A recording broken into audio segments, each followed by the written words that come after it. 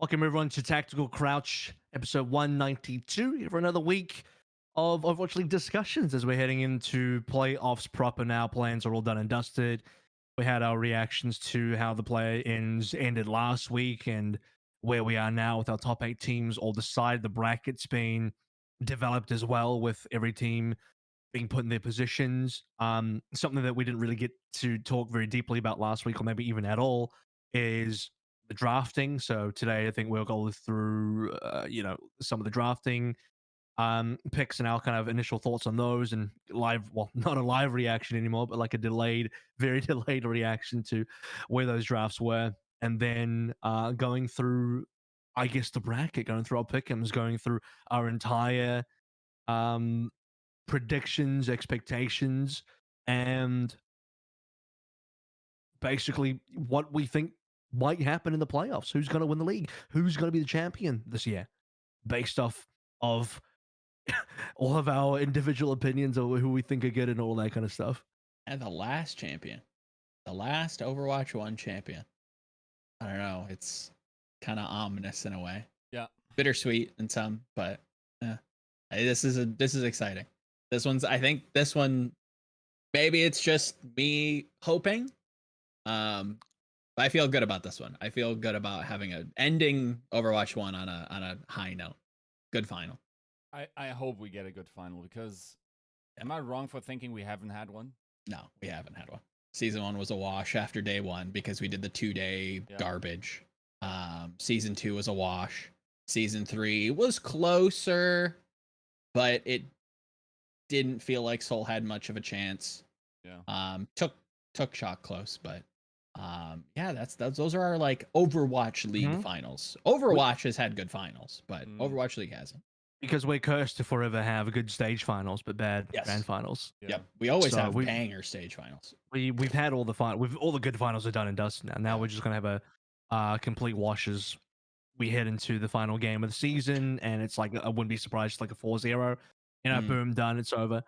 For what it's worth, though, you just brought up season 1, and I thought back. I'm like, yeah, that's right. They did that kind of like weird multi-day final thing, which, like, I'm thinking about it, I'm like, why the hell did they do that? And then I remembered, the that's NBA right. does it. Yeah, I was gonna say the NBA does a multi-day, multi-thing final. That was like meant to be a thing, but it just doesn't work in esports at all. It's just a complete ridiculous thing to do in esports. For what it's worth, by the way, they also did that in season 1 of this year for Korean contenders. They did a multi-day final. Yeah. And it doesn't work for similar reasons. But they couldn't do a third day, so it was like a weird thing where it was like you had to play your first to 4, your best of 7 first to 4 on day 1, and then if the opposite team won day 2's first to 4 BO7, just play an immediate another match. No, you play an immediate sudden death tiebreaker on a control map right away. Ew. So that's what ended up happening. So we played day 1, I think O2 Blast won, day 2 Talon won, and then at the end of day 2 we played a sudden death map, and that was it. And that decided the whole finals off that, because we couldn't do a third day, right? Because of scheduling and broadcast and all that kind of stuff, and adding an extra day is a lot more complicated than people might assume. Oh, for sure. So it just ended up being like a weird way to finish, but like multi-day finals is just like weird in esports for many reasons. I'm glad we moved away from that. We shelved that with DJ Khaled and never brought it back. Thank God. Sheesh. Yeah, no, I think it takes a very special game for that to be interesting. Like how much change, and obvious change to every viewer watching is possible. Like, for instance, in Overwatch, that can happen if, like, game 1, a team gets slapped, and then they go, okay, let's substitute this player. Okay. That then is a pretty big tell.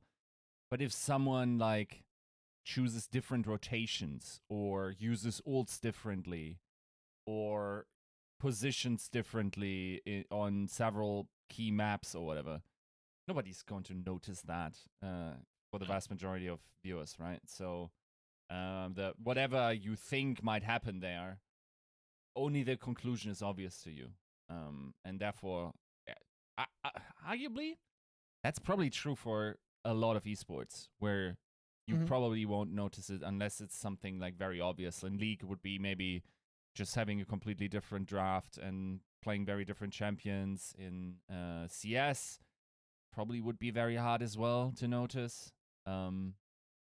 I think the biggest concern is that you just like by day one, you just already know who's gonna win. Just like there is very clearly like a class difference in between the two teams. And that's what it felt like in season one after we saw London just like wallop the Philadelphia Fusion. I feel like in CS and maybe Valorant it could be okay just because of like how individual performances can impact those games. But even then, like you really have to commit to something like that. Like it can't just be like a weekend thing. Like you have to go like a few days. You can't. It's like I think scheduling is always the biggest problem. I think Yep. the way it works in traditional sports is like, and they have this problem to some degree as well, which is you don't know how many days exactly it's going to take. And you have the sort of case where like at least in traditional sports you do it week by week, so they travel between home and away, right? For Mm. NBA, so you'll buy your tickets for this weekend's first part of the final, then you go again, then you go back and forth, back and forth, back and forth until it's finished. But in esports, you typically do the whole finals over the course of the The weekend, weekend. Yeah. maybe 2 days tops, 3 days if you're pushing it. Now, you always want your final game to be on Sunday, but if you do this kind of the best of three finals of like different days, then if a team wins on Friday and Saturday back to back, then you just cancel the Sunday. It's just done.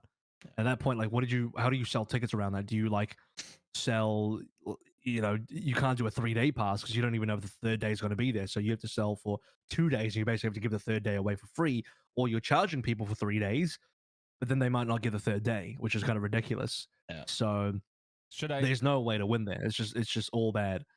should I extract your guys' souls from your body for a second and suggest what Overwatch could be doing? Day I one, think. day Yeah. one, the first hero pool. Day two, the second hero Ugh. pool. Day three, no hero pool. Or Ew. decider. Ew. Bro, we might as well play day one Overwatch 1, day 2 Overwatch 2, Yeah, day 3 for Overwatch real. 3. That's probably one of the worst ideas I've No, ever heard. you should just play day 1 6v6, day 2 5v5, and day 3 is a 4v4 tournament. That's it. Why not have elimination matches? Let's just have some DM in there too. Why not? Test out push for the first Well, time. you just do like you can do the entire like Blizzard circuit. You go start on Overwatch, you do Hearthstone, you end on StarCraft. Like, Full on and the Gambit, the Gauntlet, every Blizzard title, and the no, you Blizzard don't. champion. Yeah, you don't like have different. You don't have like different specialists. No, your entire Overwatch Yep. team. Someone on your Overwatch team has to play the Hearthstone and then the StarCraft. So like you got to get like specific pros. That, like you have to be like a multi-game pro now. You have to Yo, play. so where's you know, hyped? Where's my boy? You have to play. Get yeah, hyped back in here. Yeah, he can play the Lucio and he plays Hearthstone at the same time, like bro. That's what you got to do now. You have to be multi-talented. I would pay. I would genuinely. Like that? Huh? Wasn't there an MTV show called The Ultimate Gamer that Salsa won? Yeah. With In Control and stuff? Something like that. Yeah. I think- watched that. It was WCG Ultimate Gamer. Yes. Oh WCG god, was like it was a little bit multi-game. cringe. It was a little bit cringe. I mean, Because there's they the also did time. some. They also did like some real life. So they did like some laser Yeah. tag, which is like it's like okay, but like, is that what we're here to watch? Maybe, maybe not. I'm saying probably not. A gaming reality TV show just sounds really, really cringe. I don't know. It's, It'd be cool if you do it right, but I don't trust You know any what- kind of you know TV what, executive to do it right. You know what reality TV shows need and what they thrive off is like true degenerates. Yeah. And like, before you say like, isn't gaming full of degenerates? Like, but yes and no. They're not like gaming doesn't have cool degenerates. Like, we don't have enough drug addicts. We don't have enough like real deadbeats with like face tats and making money off like Oh, they're making no money off their SoundCloud that they keep sharing to everybody. man. We don't have those types of DJs, and those are the types of DJs that really make it. That like that's what reality TV thrives on. You are watching like real scum and villainy live on TV, right? That's the real Truman Show experience. And I think most gamers just don't fit that. So reality Yeah. TV and gaming to me just doesn't really work because like we need more fuckwits is what we need. We just don't have enough of those in gaming for what it's worth. And the people that try to do that, it's just cringe. Again, it just becomes cringe. Just like, yeah, but you're not really like a SoundCloud rapper. You're like still just a gamer, aren't you? So, No offense to SoundCloud rappers, but probably stick to your day job if you have one. If you have a day job, stick to it. If not, I get it. I understand. They probably don't have day jobs, to be fair. But people that do have day jobs and who are excellent members of society, really the true, I think, great Samaritans of the earth, Uh-huh. and people who I personally look up to. That's right. They're our patrons. Episode 192 brought to you by Battle Crab, Refined Bean, Bronze Bar Buhal, Chare, Chris R34444, Frodino, Hunter Tane, Porkchop Sammy, Cash67, Lolshin, Rexane, Volamelon, Sugar High, Wilma D, and Your Misery. And for you guys, you probably also wouldn't make it on a reality TV show because you're just not Just too scum and smart. villainy enough. You guys are too Yeah. perfect of human beings. And people don't want to see perfection. They want to see crackheads put into a house together for like 2 weeks with no access to the outside world. That's what makes good reality TV. Yeah. It's true.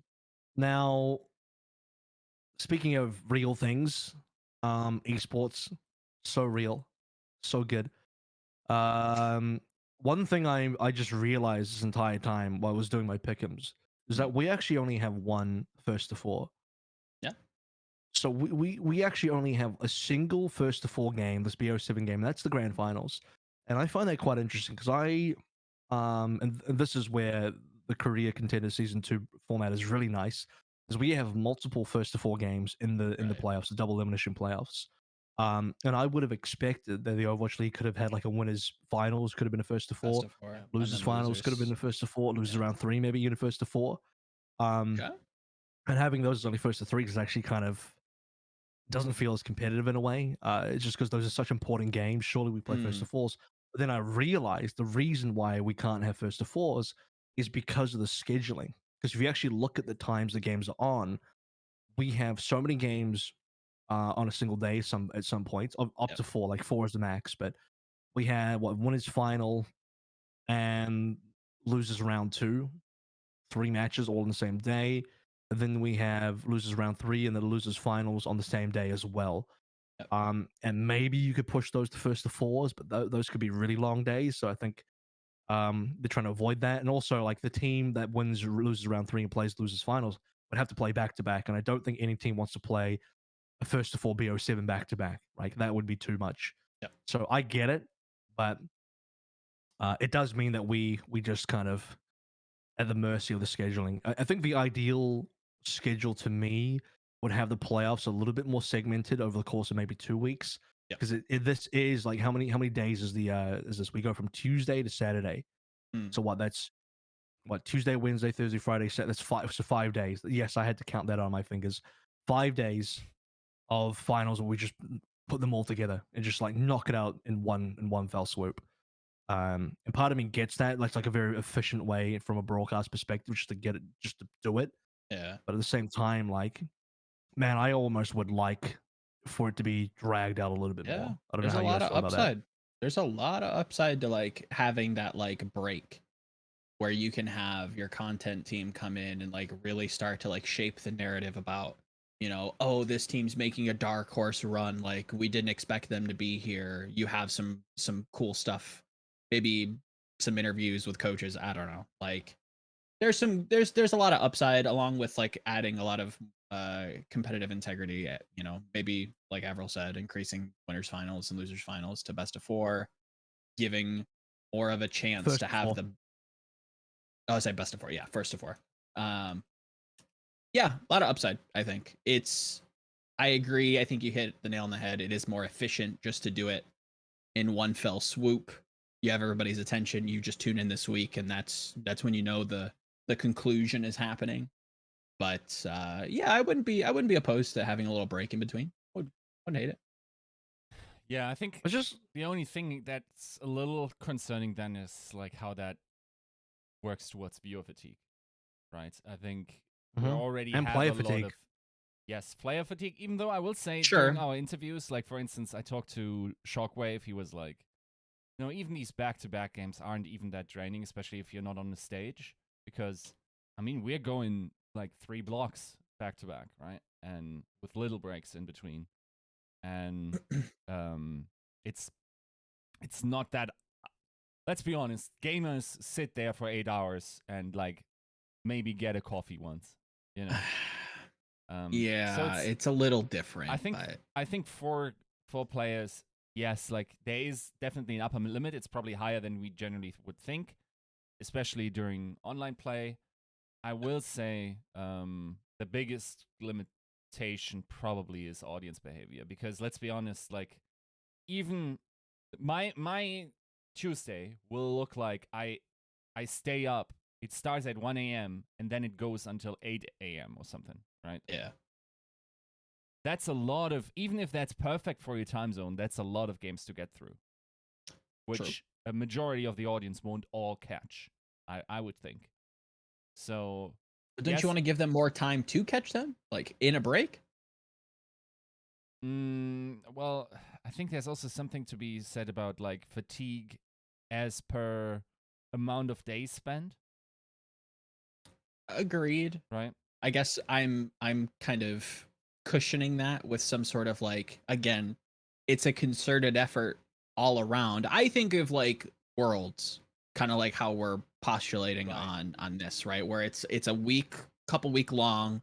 There's a lot of content pushed out, a lot of entertainment value given with like the world song that we're still kind of waiting for, and it's kind of an exciting time. It's the season, right? It's the it's the Christmas, Halloween. It's almost like a festival, right?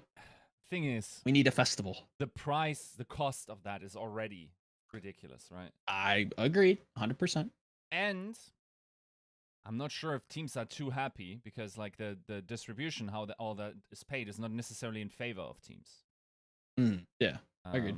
So yeah, I think like also with this being sort of last minute, I don't mind it too much. But yeah, I get your ideal scenario. Like, if we were in one location, I would have also liked to just like have it over several weeks. Had like there's just more of a flavor towards the development.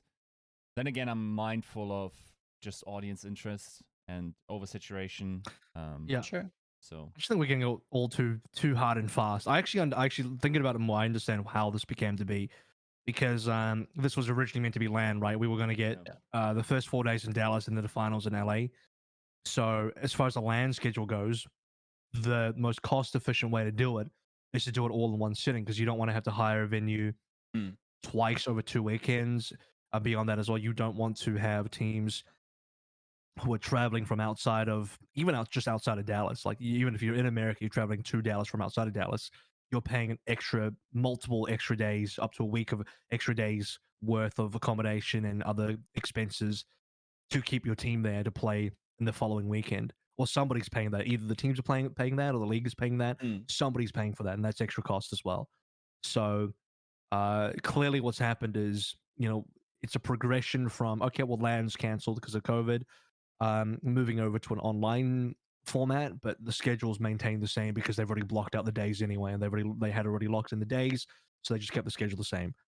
yeah, And maybe there's some cost efficiency things baked in there as well, where if they were to extend this out to like a 2 week thing or a 3 week thing, maybe contractually they'd have to, you know, they pay people to stay on for an extra week. I don't know. There's a bit more complexity behind that. sure. I don't know how everyone gets paid, but yeah, it definitely this is the most cost effective way to do it, which I understand for a lot of teams it would definitely be their preference. I think looking at what Joe was saying about Worlds, the dream would be to have something more akin to Worlds, which is like a month-long playoffs, like a month-long thing. I guess it could be like a festival if it's more like if it was an in-person thing as well. Oh, for sure. But Yeah, you need Worlds it. does Worlds pre-COVID Worlds was like a whole circuit Yeah. where they go like an Olympic Games kind of thing. Yeah, Or this year was supposed to well, be a 5-city tour. It was supposed to be yeah, a 5-city tour yeah, in China. like a FIFA World Cup kind of thing. Yep. Right, where you go through all these different cities and you go on tour, and it's just like this massive thing that follows that fans can follow around their country if they want to, or someone's country if they wanted to. in a culmination in finals in a massive ass stadium. Like, I think that would be the dream, but that is mega Yeah, expensive. that's But also, very I'm outside sure of. Riot make back their costs because they sell out every single stadium for Yeah. Worlds, and the viewership is insane. I'm sure the sponsors are paying a lot of money, and I'm sure viewership, selling exclusivity for viewership for the broadcast like that for Worlds must be so profitable. So they can afford that expense, Mm, and that would be the dream for something like Overwatch League if we can do something like that. Um, where there's a we're lot in a of good interest. place. My Yeah. God, that'd be fucking insane. Like I It'd would be love super that. cool. I think we just Right. have to get closer to it. The I think thing, we can start little by little. I don't think we can do the tour, but I think we first things first is the content. Like we want to get people excited for playoffs. Get the word out there. Start building the narratives early. Yeah. I think an underestimated aspect of all of this is also that, like, you can't really book flights in advance for the Hawaii events this year, right? Like, if you Mhm. flew out to Hawaii, you found out on the playoff weekend of the stage, right? That inherently makes flights very expensive because you get the last minute flights Sure. everywhere there. My understanding is like the Overwatch League gave the teams a stipend, and like the teams therefore flew over. And if you think about it, like getting X amount of players, depending on your team and the coaching staff and whatever, and then also housing them in Hawaii, a tropical island, like it's also mega crowded, as Hawk said. Like getting them there and getting a hotel spot and whatever must be super expensive, and that's no different, surely, for playoffs. Now, of course, this time you had a little bit more time to get a flight, so I assume that it decreased the cost per flight. But at the same time, yeah, it's just an unfortunate cost that they would have probably liked to not have. Yep. Even though, to be fair, having Asian teams fly over to Arlington and housing them there and everything, and then to LA, have probably also not been cheap. Yeah. 100%. But it would have made a really nice playoffs and finals. Yeah. It would have been Totally. more competitive and all that kind of stuff. I think the best case scenario for this year is just to do the original plan of doing Dallas and then LA. But failing that, I think we've had this discussion. We must have had this discussion Yeah. before, but I've definitely talked about it, which is where the league has basically done the best that they could in terms of Mhm. making this happen. And failing LAN, I know there's definitely complaints around like, oh, teams have to go back to Hawaii and all this kind of stuff, and Asian teams aren't really moving, even though I think Chengdu, Shanghai, and whoever are going to be moving. But Can I ask what your stance is? I feel like it has been confirmed that Shanghai and Chengdu are moving. I asked Yep. Philly, they like the players didn't know at least, or they're not Shock- going. There's no way they're moving. They Right. would have to enter China from Korea. That's Right, not happening. Yeah. So if they're not going, okay, so surely the reason you bring Shanghai and Chengdu to the Blizzard offices in China is Is that where it not- is? I think so. And it's Okay. not a long flight. It's like 2 hours or something travel. Sure. It's what I Yeah. heard, by the way. Like, don't put a gun to my chest here. I have no idea. Okay. But surely you're not just making them travel in order for fairness, right? Surely you're No, making them travel. that's in the, no, order- that's the no. last reason. Yeah. I mean, No, that's absolutely that- not. Did we talk about this last week? It- I feel like we did. I can't remember. I can't remember. I mean, But that would be the my- silliest reason, right? Like, Yeah. My of course. stance on this, so one thing is like, so first of all, for people that don't know, Guangzhou is where Dragons were based out of. I think were Chengdu based out of Chengdu, or were they based out of Guangzhou as well? I can't remember. Oh. But there is an actual studio in Shanghai where I think the production is done anyway. Mhm. So they're not going to some Blizzard office. They're going to the production studio Right. in Shanghai Mm. to do the games. And for anyone saying like, "Oh yeah, they're doing this out of fairness," like, absolutely fucking not. That was the bottom of the priority list. Yeah. The main priority, as I think I've said, I've talked about this somewhere because I sound like I'm repeating myself, and I feel like I've already had this conversation. But to me, the reason for this is obviously due to the fact that number one, you want to get some sort of land setting for production purposes. You want to have a high production value for Yeah. this fight for the playoffs. You want to have a situation where you can have players in a venue, have cameramen there, have talent on site, Yeah. be able to do interviews, be able to do like live, like in-person interviews, be able to do content in person, be able to have a higher standard of production for what is the final stage of your entire season. That is the number one reason. That is the prime. That is the priority right at the top of the list.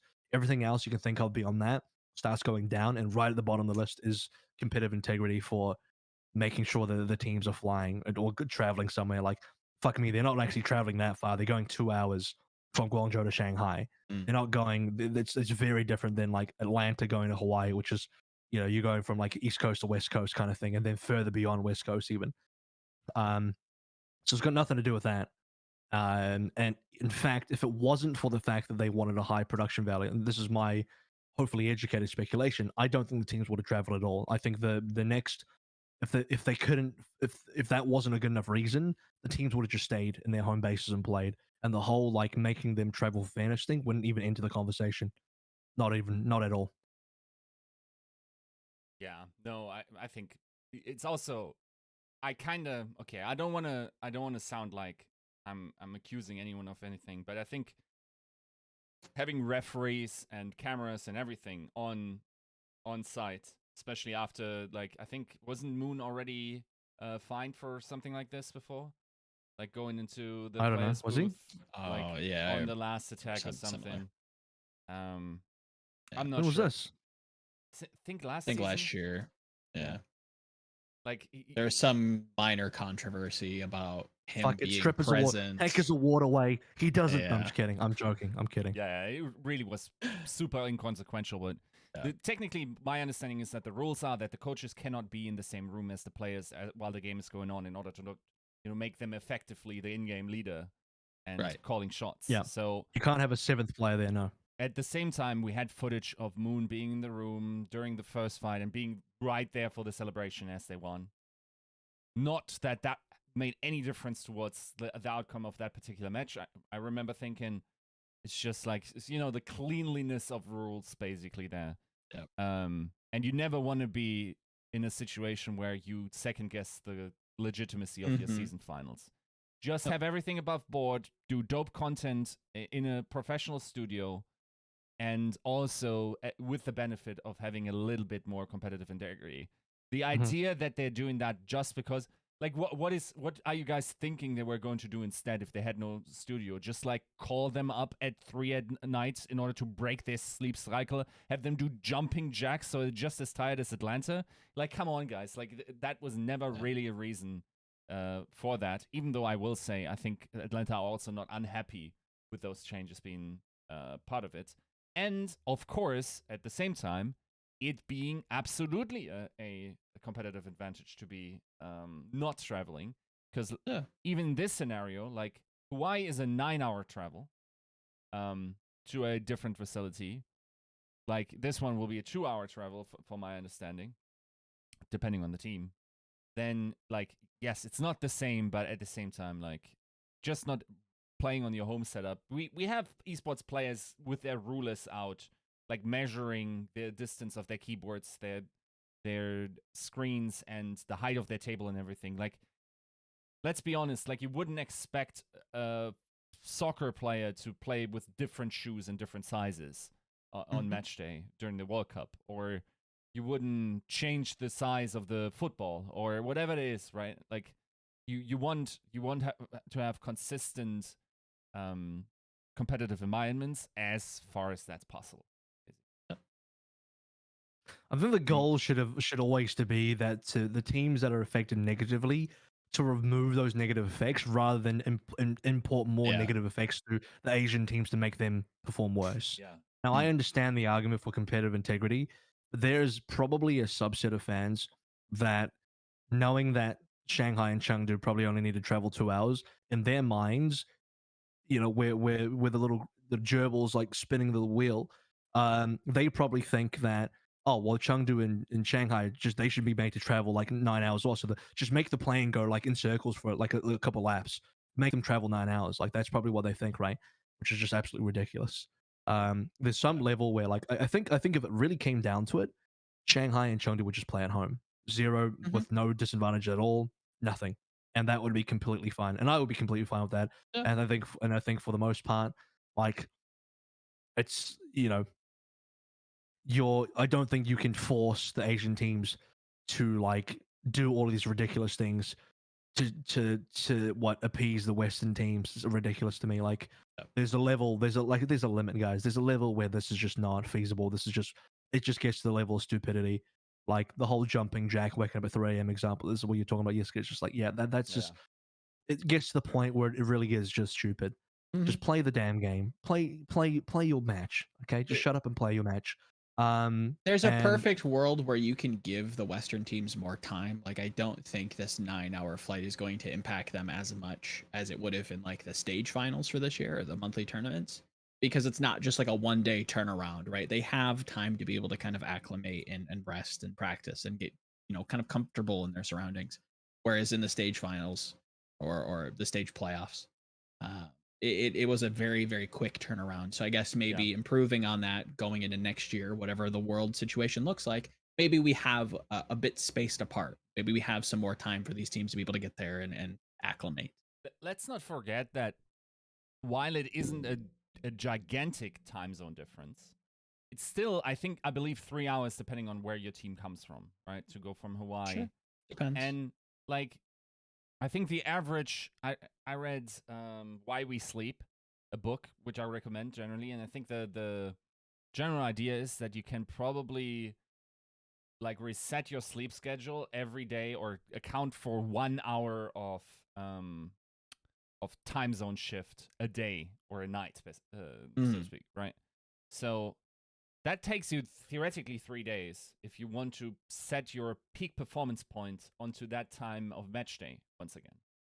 Right. Which is a little bit more like depending on when the matches start local time, like that might really screw with your match performance, because it's not just the difference of time zone, is also the difference of when your matches usually start when in your region and when they start then, right? And all of this had to be considered, and ultimately absolutely did screw with some performances, inevitably so, right? Yeah, and you can't help it. It would have much more done so if we had actually traveled across the world consistently. That was the entire thing that we talked about, and we're really just getting like, the 20% strength of that signal that we're getting from the Hawaii teams. Like that would have been everyone, right? Yep. Like especially like bad teams would have been even worse this season if we had traveled to that extent, right? Just because like bad teams are also probably likely to be worse at handling that stuff, because bad teams are often bad teams because of worse organizational support. So I don't know. Still thinking that we dodged a major bullet with that one. Yep. Yeah, I think that the end result is fine. The end result that we got is good enough. Yep. And Agreed. to get through a COVID season, like there's gonna be some stuff that's not gonna be the best. It's not gonna work. It's not like I don't advocate for competitive integrity. I think that would be the wrong idea. Yeah. I would definitely like in the ideal world, I'd like to see everyone on LAN and that kind of stuff. But there's a limit in terms of like, some things just need to happen. Teams have to go to Hawaii to make sure that we can at least play on somewhat competitive ping. Otherwise, there's just no global finals. The alternative is just like, let's just have a North American champion and an Asian champion of the Overwatch League for the final Overwatch League season ever for Overwatch 1. Does that sound like a good finish? I don't think anyone wants that. So guess what? The Chinese teams can't go anywhere. The Asian teams can't go anywhere closer to NA. The NA teams can go somewhere closer because their country is very large and has multiple time zones. So they can go to Hawaii. That's the only option. And so, yeah, is it unfair for the NA teams? It is. But what are you going to do about it? Like, there's nothing. That's it. It's that, or we don't get to have a global finals. What do you want? 100% agreed. At the same time, it's absolutely fine for a team like Atlanta to talk about this voice publicly concerns. and voice these concerns, and even be upset about this, right? Like, I that's think totally they're fine. justified. They're justified. Yeah. But there's nothing that can be done. Yep. Unless people are honestly going to start, and this is where I get really angry about it, start advocating for the Chinese teams to do ridiculous shit to try and Yeah. balance it out. Like, shut the fuck up. Like, Yeah. no. Why are we making Chinese teams pay? They have to spend more money and do stupid shit.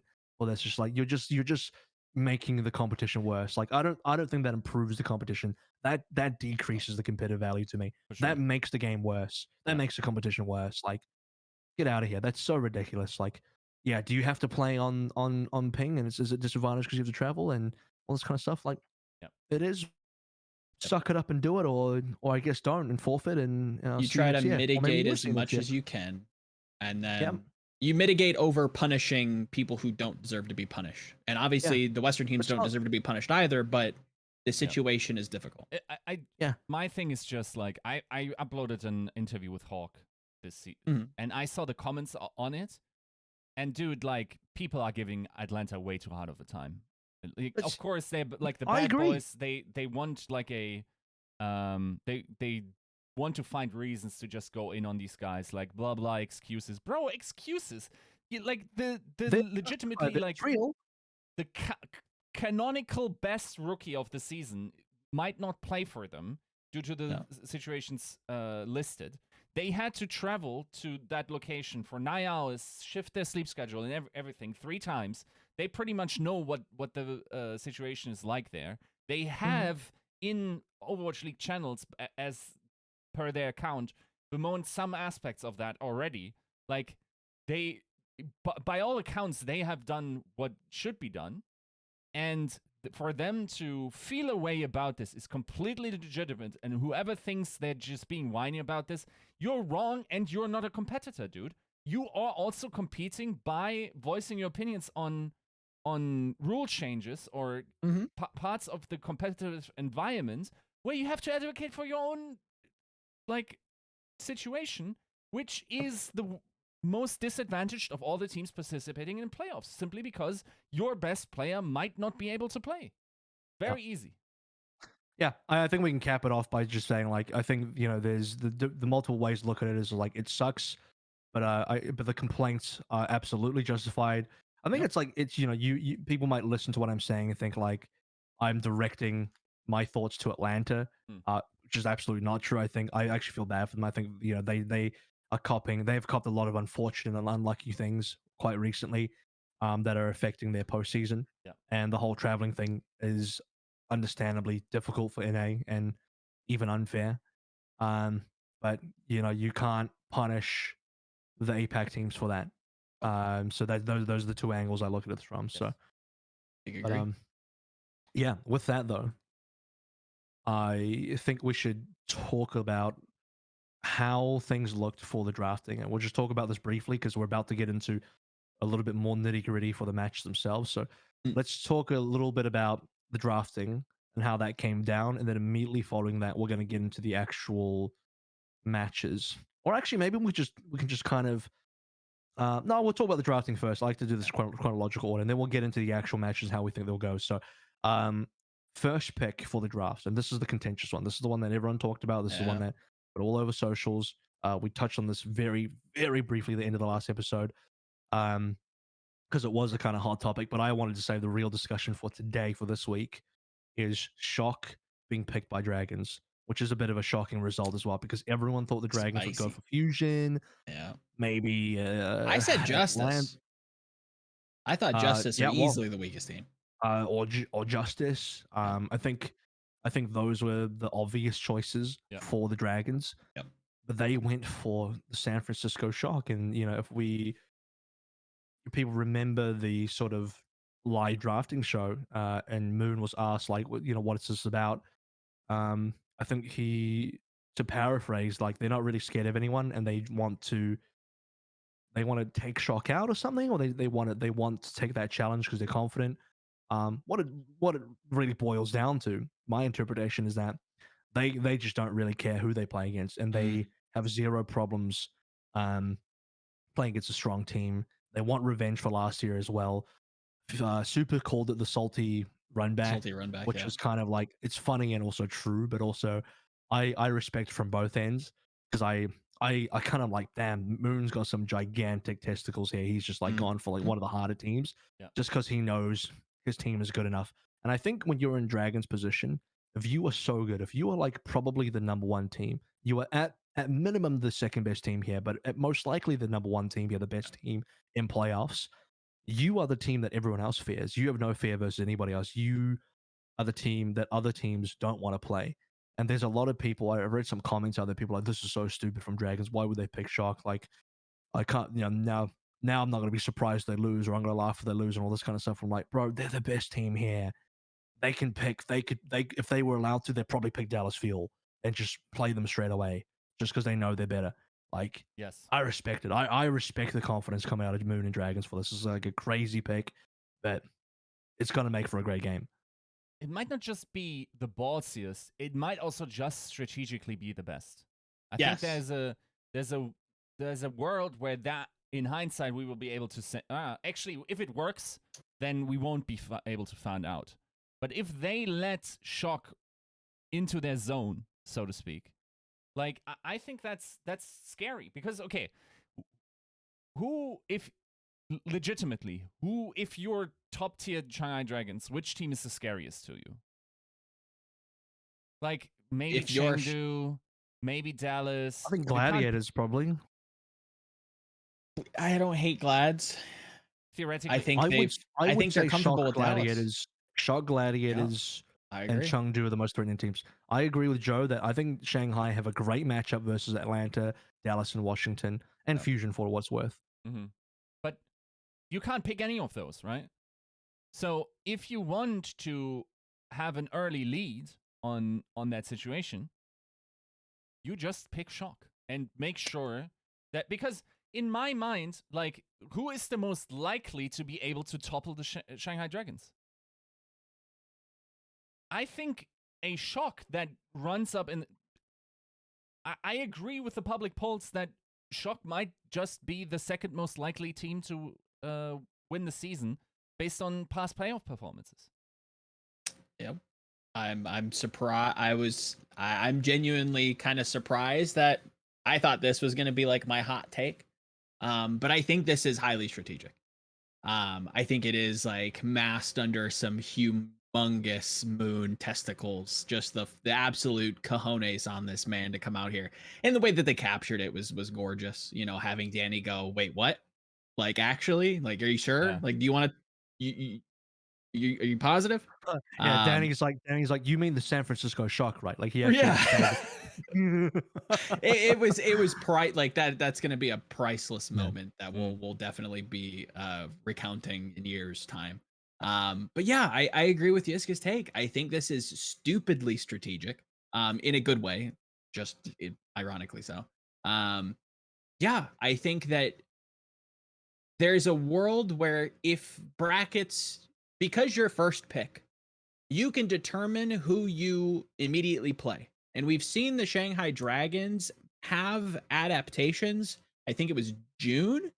Was June when they battled Dallas early in June. They throw them a look. It doesn't work. They have to go through the losers bracket. They meet them in the final.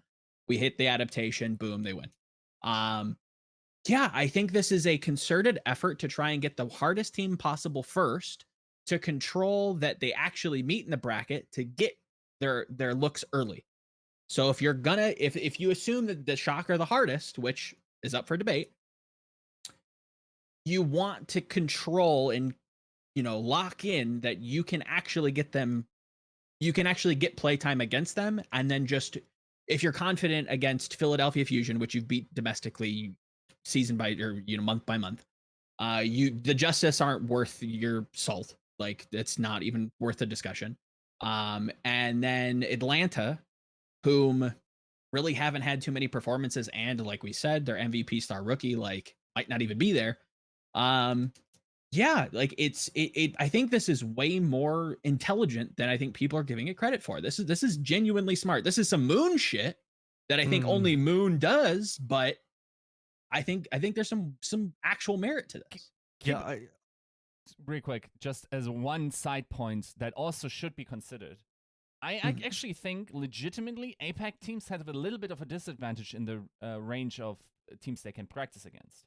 Now, if you pick your bottom pick, were they allowed to pick Philly Fusion? Maybe I'm overseeing something. Yeah, you can they had the choice of the litter. They had Philly Fusion. They had the choice between Philly, Justice, and Atlanta. So and then obviously Shock, and they chose Shock. like Philly isn't a terrible team. They're still a good team, and they're a good practice opponent. By picking them round 1, you're taking that away from yourself. Yep. You don't know if, and we don't know the practice situation with Korean contender teams and what Shanghai considers good practice. But if you want to be able to practice against Philly while nobody's yet in Hawaii, nobody has traveled, from my understanding. I think they're going to travel either today or tomorrow. Then you want an additional practice opponent that isn't just playing Chengdu Hunters for 6 blocks and give them like an ability to catch up to you, right? So picking Philly probably was out of the question from the get-go. You're also playing against, in the example of playing against Chengdu Hunters for 6 blocks, you're also playing against a team that's literally like your own team in a way. You're not practicing against somebody that's going to emulate what Shock or Glads or maybe guys a little bit more, but like Fuel or anybody else is going to do. You're just playing against a clone of yourself. So that's not like, that is valuable practice, but it's also not valuable practice because it doesn't help you beat Shock. And so I'm thinking about it more strategically. What makes sense to me is that this also gives Shock the least amount of time to prep for Shanghai, being that no one's seen anybody in the in these playoffs, or rather that no one's seen Shanghai. Shanghai've seen Shock. No one's seen Shanghai. Yep. So you don't exactly know what Shanghai bringing to the table just yet. If there's one time where Shanghai can actually get, I think the best time or the easiest opportunity for Shanghai to get a win over Shock is right away. Because if you play Shock, let's say in the winners final or something, by that time everyone's cards are on the table. I think Shock have a much better chance of beating Shanghai deeper into the tournament than straight away. So strategically, this makes sense for Moon and Shanghai because you can take out one of your biggest opponents right off the bat, force them to the lower bracket straight away, make them do a lower bracket run where 2 things happen. 1, they get knocked out, which is great for you, or 2, they knock out the rest of your opponents, which is also great for you. It's a win-win. The only way this fails for Moon is if he loses to Shock, which shouldn't happen. Even then, like, are you that concerned? Like, you've gotten that's where I argue that like it's a win-win-win. Like, even if the worst case scenario happens and they lose to the San Francisco Shock, you're confident against Philadelphia. You've beat them all season. You've beat up on the Dallas Fuel. We'll get into why. The Justice aren't worth arguing. Chengdu Hunters we'll get into, but like you have dominated them all season. Like, you're not concerned any 3 ways. You probably you try and meet Shock in exactly, and you already saw them. But if you don't pick them here, there's maybe a chance that they fall lower in the bracket. You don't ever get to see them until the final. The more I think about it, the more I think this is a good strategic move as well as a ballsy move, because you're not going to get a better time to face the Shock than right now. Yeah.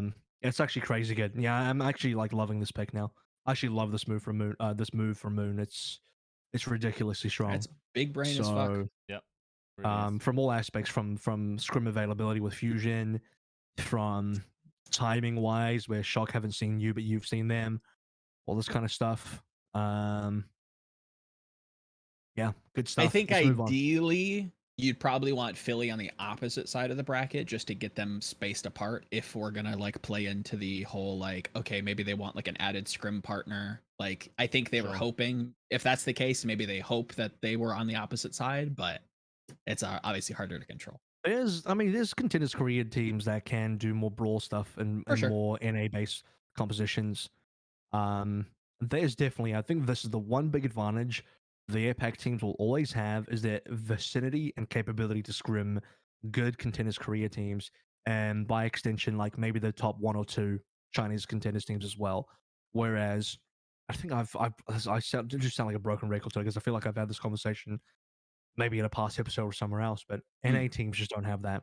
You have Redbird, like you 3 have Bobby teams. Wasabi, and that's it. And those 2 teams are both weaker than American Tornado, which was at the time the only team really worth scrimming to get value. And like, you could argue like, yeah, what about Odyssey? What about these other guys? But like, no, American Tornado was the team.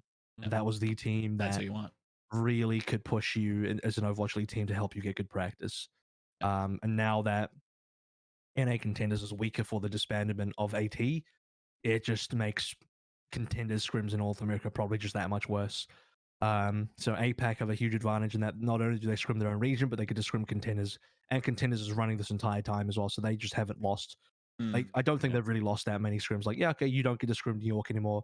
You don't get to scrim Spark anymore. But some of these teams were not looking that great towards the end. And maybe Seoul's probably a big partner to lose. Actually, Seoul's probably a huge one that they don't get to play anymore.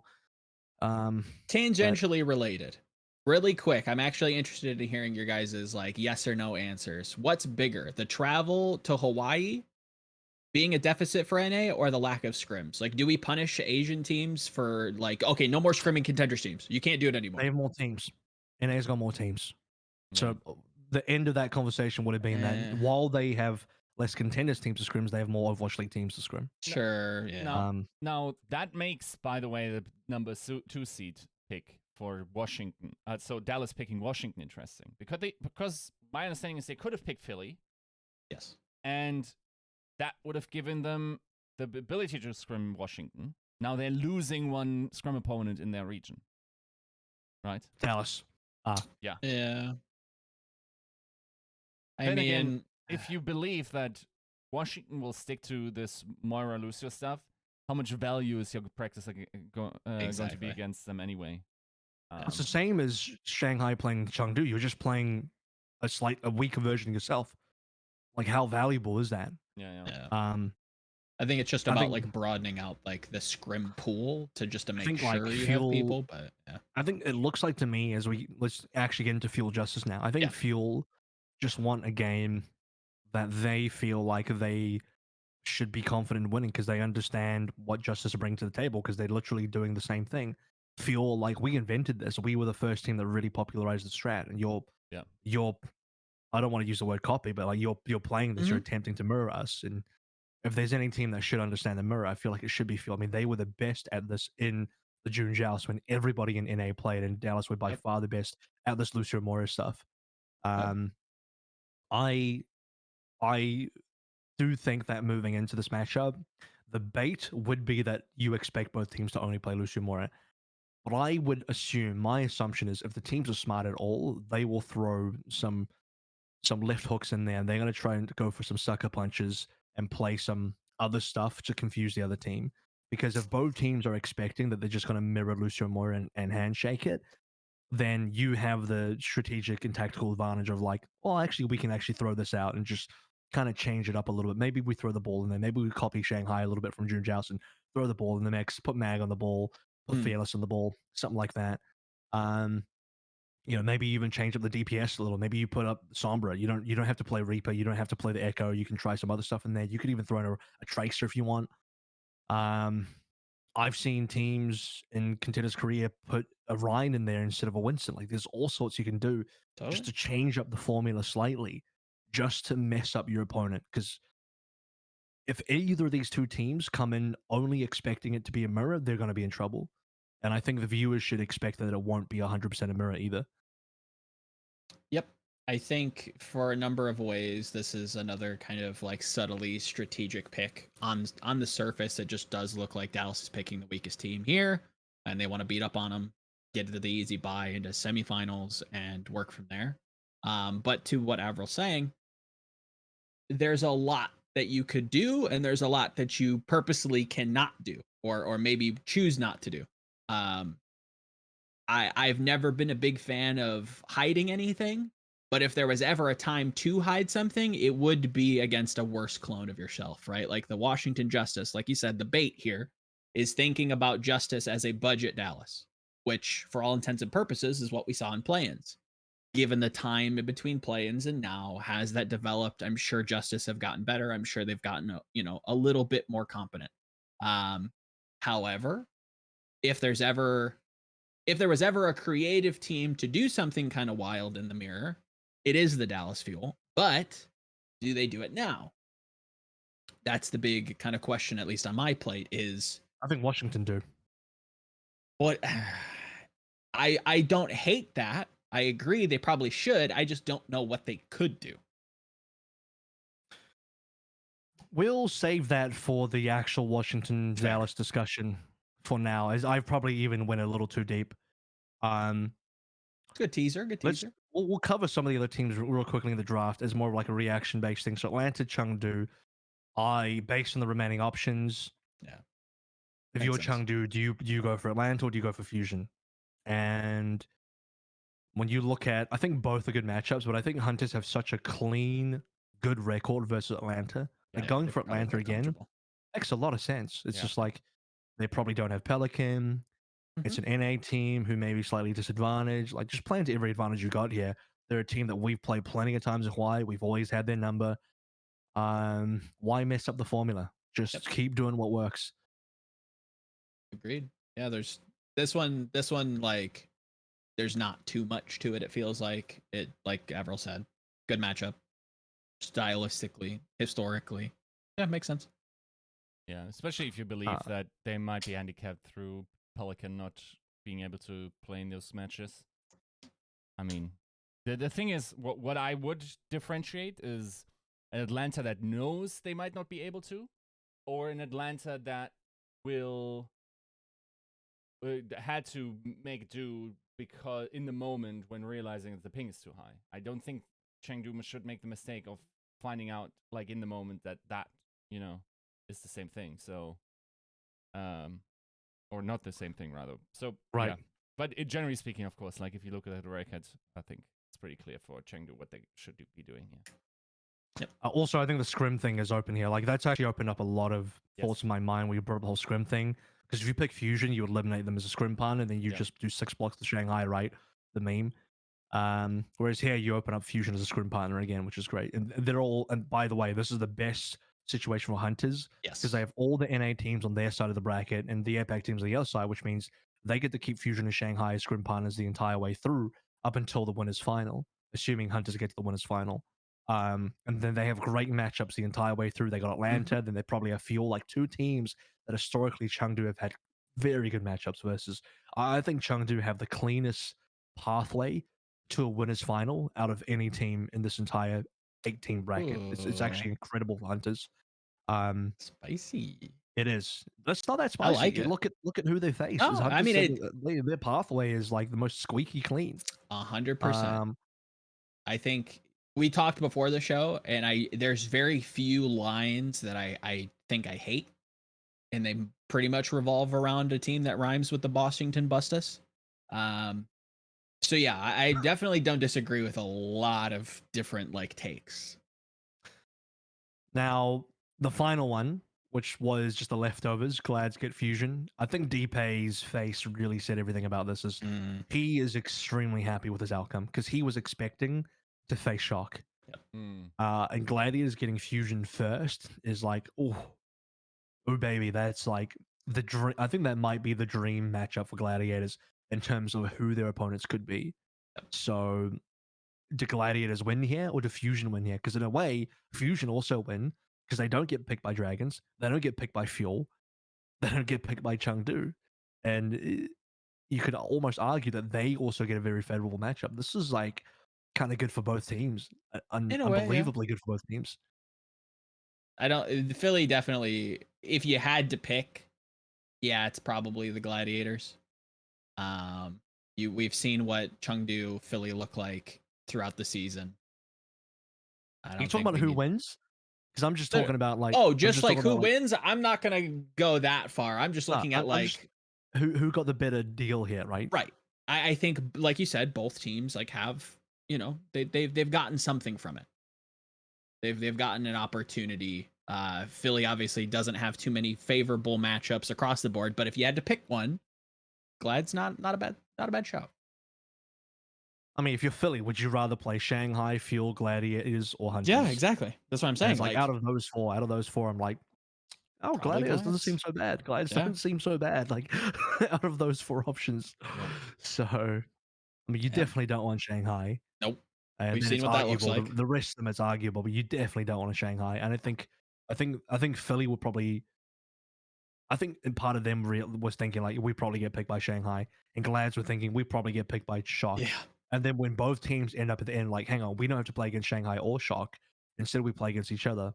Like, I just see that as a huge win for both teams. Like, I think that's a perfect matchup for Fusion and Glads to be facing off. It's a fun stylistic one as well. Some great storylines. over the course of the whole quarters. I mean, you have the Shock Dragons, huge 2020 season run back. You have the Washington Justice versus Fuel, like two teams that are very similar matching up. Um, you have Reign versus Hunters, who have had a lot of games this season. There's a good storyline there. And then Glads versus Fusion, like two teams from NA or Fusion, they're originally from NA, playing out of APAC, who kind of got gifted a great matchup because Dragons wanted this grudge rematch with Shock, also for tactical reasons, as we pointed out. But that's just gifted both Fusion and Gladiators a great game. Otherwise, I think, Fusion Dragons, then Shock Gladiators might not have been as interesting. Maybe Shock Gladiators could still be good, but that's to me a weaker quarterfinal in terms of like matchup quality than what we actually got. So I'm very happy with how the teams ended up. So who lost the draft, so to speak? Like not of the active teams, but of the teams. Like Atlanta Justice is probably Reign. one. Yeah. Justice Reign lost, I think. Yeah. The thing is, Justice. My bad. Bless you. Might have even, thank you, expected to be picked by Dragons, right? So did they lose? Yeah. Arguing from their perspective, It was between Fuel and Dragons. It's between Fuel and Dragons. Who they want to be picked by? Yeah. Yeah, of course. It's more like they a don't pick your get poison. out of. This is more like a pick your poison situation for Justice. Yeah. And then I mean, if Shock you lost, right? have to choose, I don't know. We'll get there. Me personally, I think if you had to pick a team for Justice to play, I think Dallas isn't horrible just because of like the chaotic nature of both styles being very similar, and then having to leave up into interpretation like, okay, are we just going to handshake the mirror, or are we going to do some goofy little Gouda cheese stuff? Like, are we bringing out a Doomfist? Are we bringing out a Rhine on some maps? Like, who's doing what where, or is this actually just going to be a mirror matchup? And even in the mirror matchup, I think it's messy.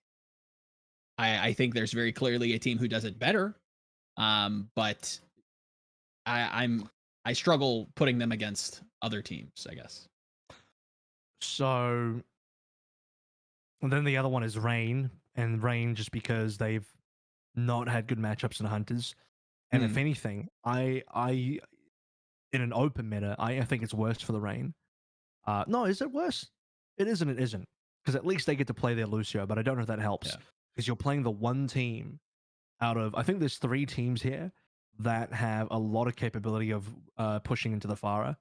Maybe you could maybe push to 4 or 5, but the 3 teams that you could easily name are obviously Hunters with Jinmu, Fuel with Sparkle, and then Dragons with Flitter. And then beyond that, if you really want to push the envelope, you got Nero and Shock, and then you've got like maybe Kevstar and Glads, but I'm not a big fan of it. See, it gets a little soft. Now we're kind of scraping the barrel a little bit, and then the rest I don't want to talk about.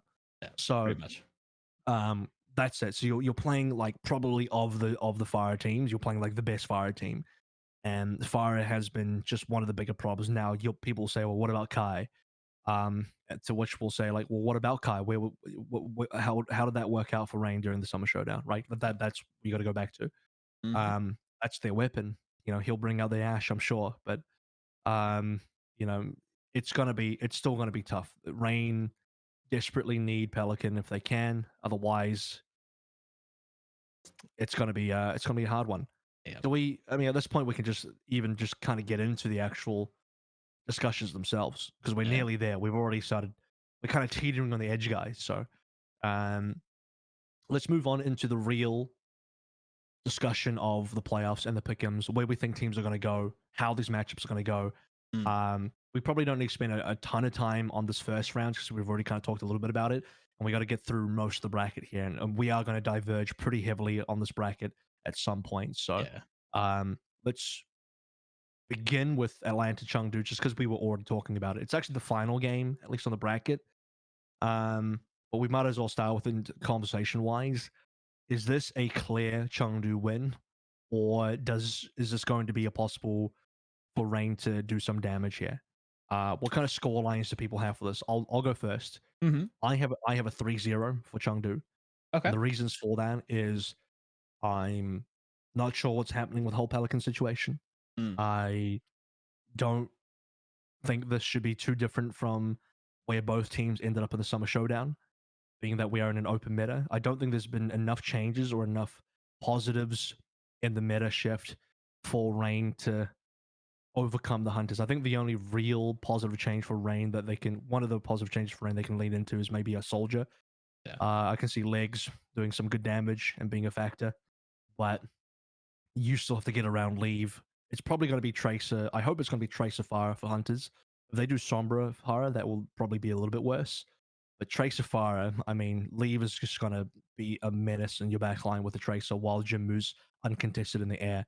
And you can start to already figure out how that's just a crazy strong duo for Hunters to lean on to get this win. And I don't see a lot of options for Rain. I think you would need to put Pelican on there with an Echo. I think Rain playing an Echo-based composition with Pelican can push Jinmu either off the fire completely or at least put a lot on Jinmu, which is going to be important here. Yep, I would agree. The Echo Flex is probably their best look. And again, like we've kind of said, and it's going to be beaten into you by the time this match starts. A lot of Atlanta's chances really depend on the status of Pelican. I agree, leveraging Jinmu's hero pool probably the ideal scenario, but is that something that you feel confident Edison being able to do over Pelican? That's a big hurdle. That's a tough ask. So that's why I have this going 3-1 Hunters. The one map that I think Atlanta can take is the Assault. Both teams are woefully terrible at that game mode. It could end up in a tie in a 3-0, so it's like a 4-map series with a tie on Assault. But I'll give it Atlanta's way. I think they're good enough for 1. And on top of that, a lot of these Assault game modes do kind of lean, at least initially, towards being favorable towards Rush, or at least being a little bit more open to maybe TPing to Hanamura point A, or being able to rush through Anubis, or things of that nature, right? I think Volsky is a little bit tricky, but yeah, I have a 3-1 Hunters. Yeah, I don't hate the 3-1, to be honest.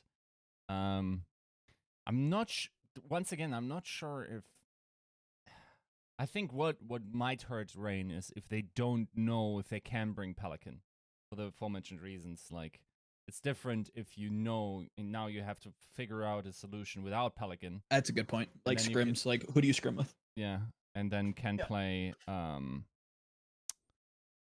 Edison and Kai just like throughout the entire scrim practice. And honestly, like I think Kai, for instance, has the highest win percentage, map win percentage of them this year. Of course, that's also the meta dependent, but yeah, thing is, my gut feeling is that Chengdu is currently the second best team in the world. And just because, like, if you're a Wrecking Ball believer, I think you have to arrive at that point. And I think that 3-1 sounds pretty good, and it probably will be a close 3-1, but I have Chengdu pulling up here as well. I mean, in my opinion, Ball's the best hero in the meta. Yep. Yes. Best tank by far. He got a buff. Ball got a buff in this playoffs meta. Yeah. Just to be clear. People were like, oh yeah, what about the whole, like, you know, he respawns, doesn't have the grappling hook. Okay, so he can't rapidly come back and stall. Yeah. But they buffed other pieces of his kit that is so Which is much better for Ball. absurd. I'm like, how do they buff Ball? Like, this hero is already so good. Yeah. So yes, I think Ball is like gonna be the hero of the meta again. And you are either going to need to learn how to play Ball yourself or learn how to counter it. And your options for countering it are fairly limited. Funny enough, the best ways to counter Ball is to play a dive because you want a Sombra. And so you're going to have to play a dive into Chengdu. And I think Chengdu and Shanghai are just the two best dive teams in the world. And I don't disagree with Chengdu being the second best team, because if you subscribe to Ball being the best, and you subscribe to dive ultimately being the best comp, and then, well, it's clear the two best teams at this comp and this style are Shanghai, Chengdu in that order. So, yeah, there's definitely, to me, a lot of confidence behind Chengdu's success in playoffs here. And that's echoed by, you know, you had that interview with Christopher where Christopher had, you know, was echoing pretty similar things about Chengdu as well. And they have a lot more of an intimate, you know, relationship with Chengdu in terms of playing them probably in scrims and in officials. Yeah. So we're on board with that. Moving up the list because we decided to start on W4. So now we'll go backwards and go to W3. Yeah. Dallas, Washington. Now, I already described a lot of thoughts. I didn't give a result for this, but so we'll start with the result. Fuel 3-1. And the reason, part of the reasons here is I'll go to the Justice one for a sec. Is I think Justice are the team that pull out something different. I think they maybe for a control map, maybe map number one, they pull out a pocket strategy or they change something up in the matchup that Fuel might not be ready for, and they sneak away a map or they get away with a map somewhere in there by playing something that's not the mirror, or they just, you know, adapt to the mirror ever so slightly to throw the Fuel off.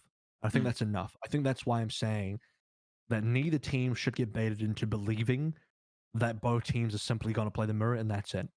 And I don't think anyone walking into this game should believe it. Now, there's a lot of room for me to be wrong here, and maybe both teams do just play the mirror. But if that happens, then what that says to me is that both teams would have to be so confident in their ability to win the mirror that they're like, no, we don't have to do anything else. We can just win the mirror. We can just play Lucio Mora, and we don't have to do anything else because we're so confident. That's where you would have to be. And the only team that I think can be in that position is the Fuel.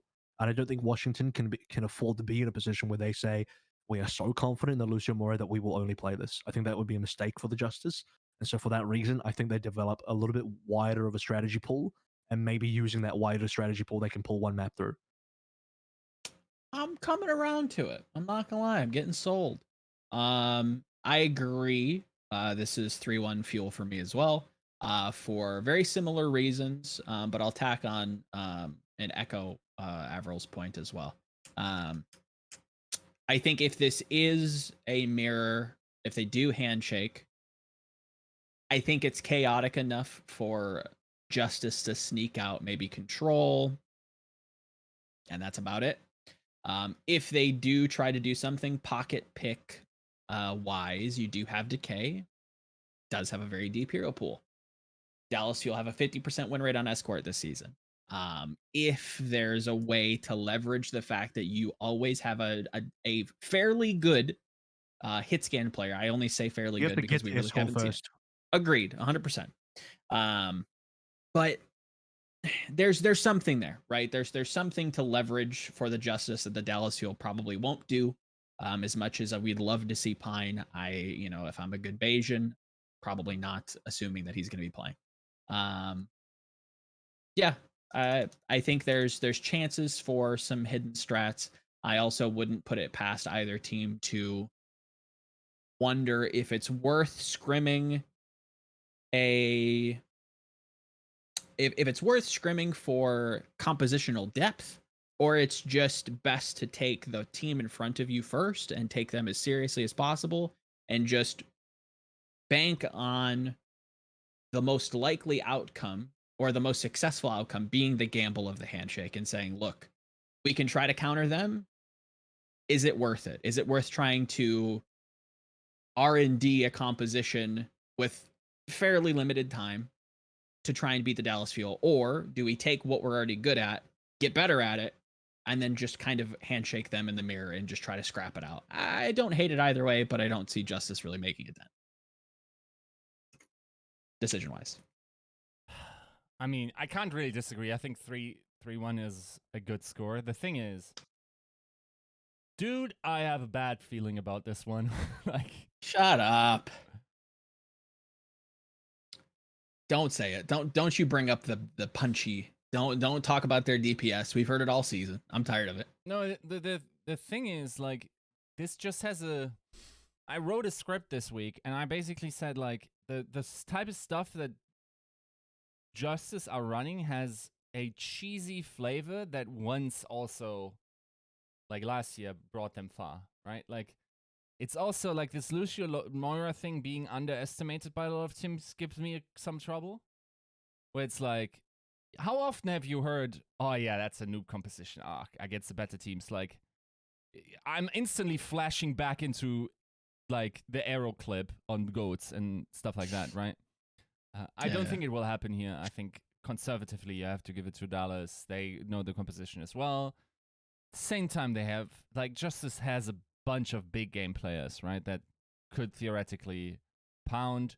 I also am sort of scared for whatever, like, if I'm Dallas, this is the weakest team in the competition on paper.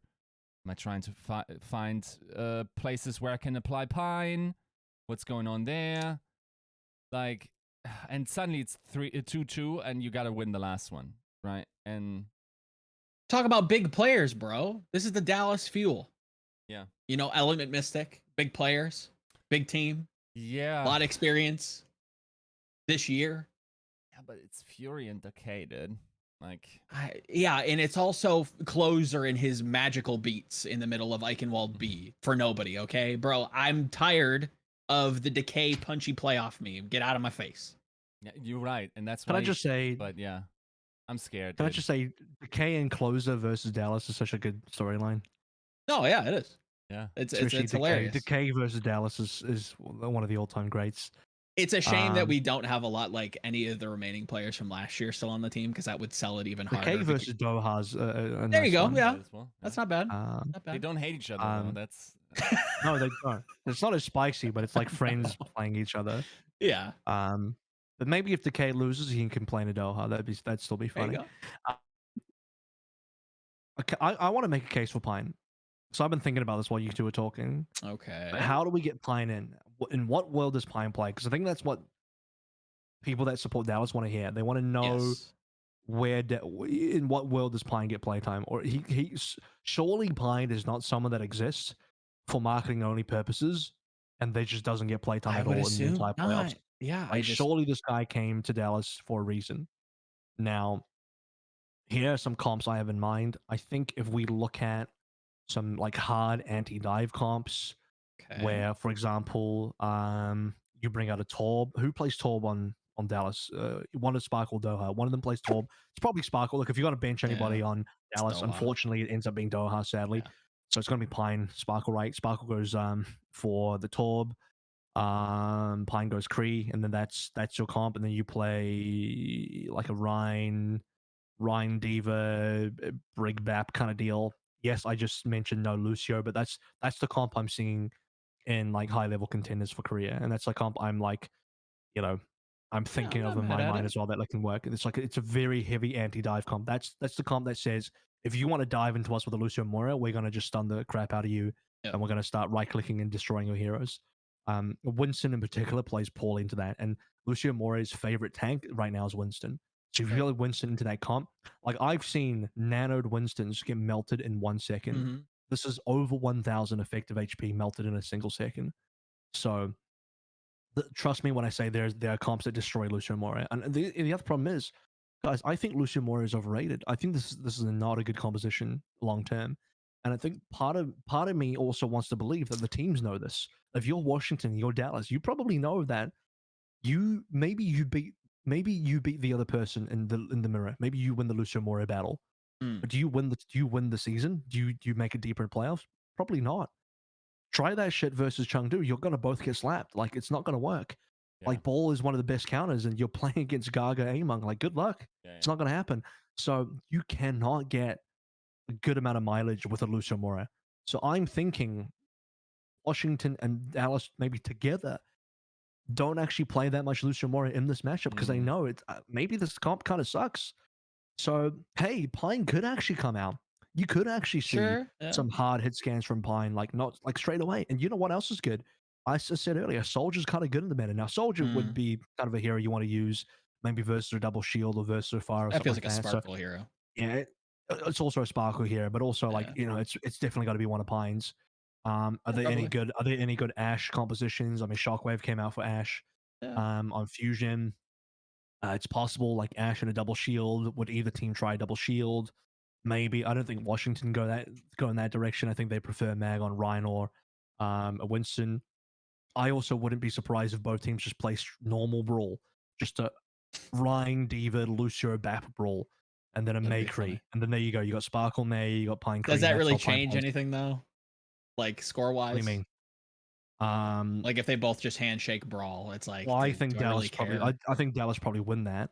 Yeah. Actually, you might want to play Sim in that mirror. So if you play Sim in the mirror, then if you play Sim in the mirror, then maybe Pine doesn't play. Pine would have to come in and play what you because you have then you have Doha May, and then you have Sparkle Sim. So maybe in that matchup, Pine doesn't play. I'm just trying to think of scenarios where Pine actually plays. 100%. I agree. And it is hard. worth It is thinking hard. about. I'm not gonna lie, it is hard. Like Pine, forget about Widow. There's no Widow meta. Yeah, no. There's a plausible widow. There's a plausible meta for Ash. A Maybe some reasonable meta for McCree. Hanzo. A Hanzo that Sparkle Maybe. plays. Yeah. It's already on there. I already mentioned Soldier. Yeah. Trace is now Sparkle's hero as well. Yep. There's actually not that many heroes for Pine, unless Pine's been in the lab and he's working on some stuff that I don't even know about.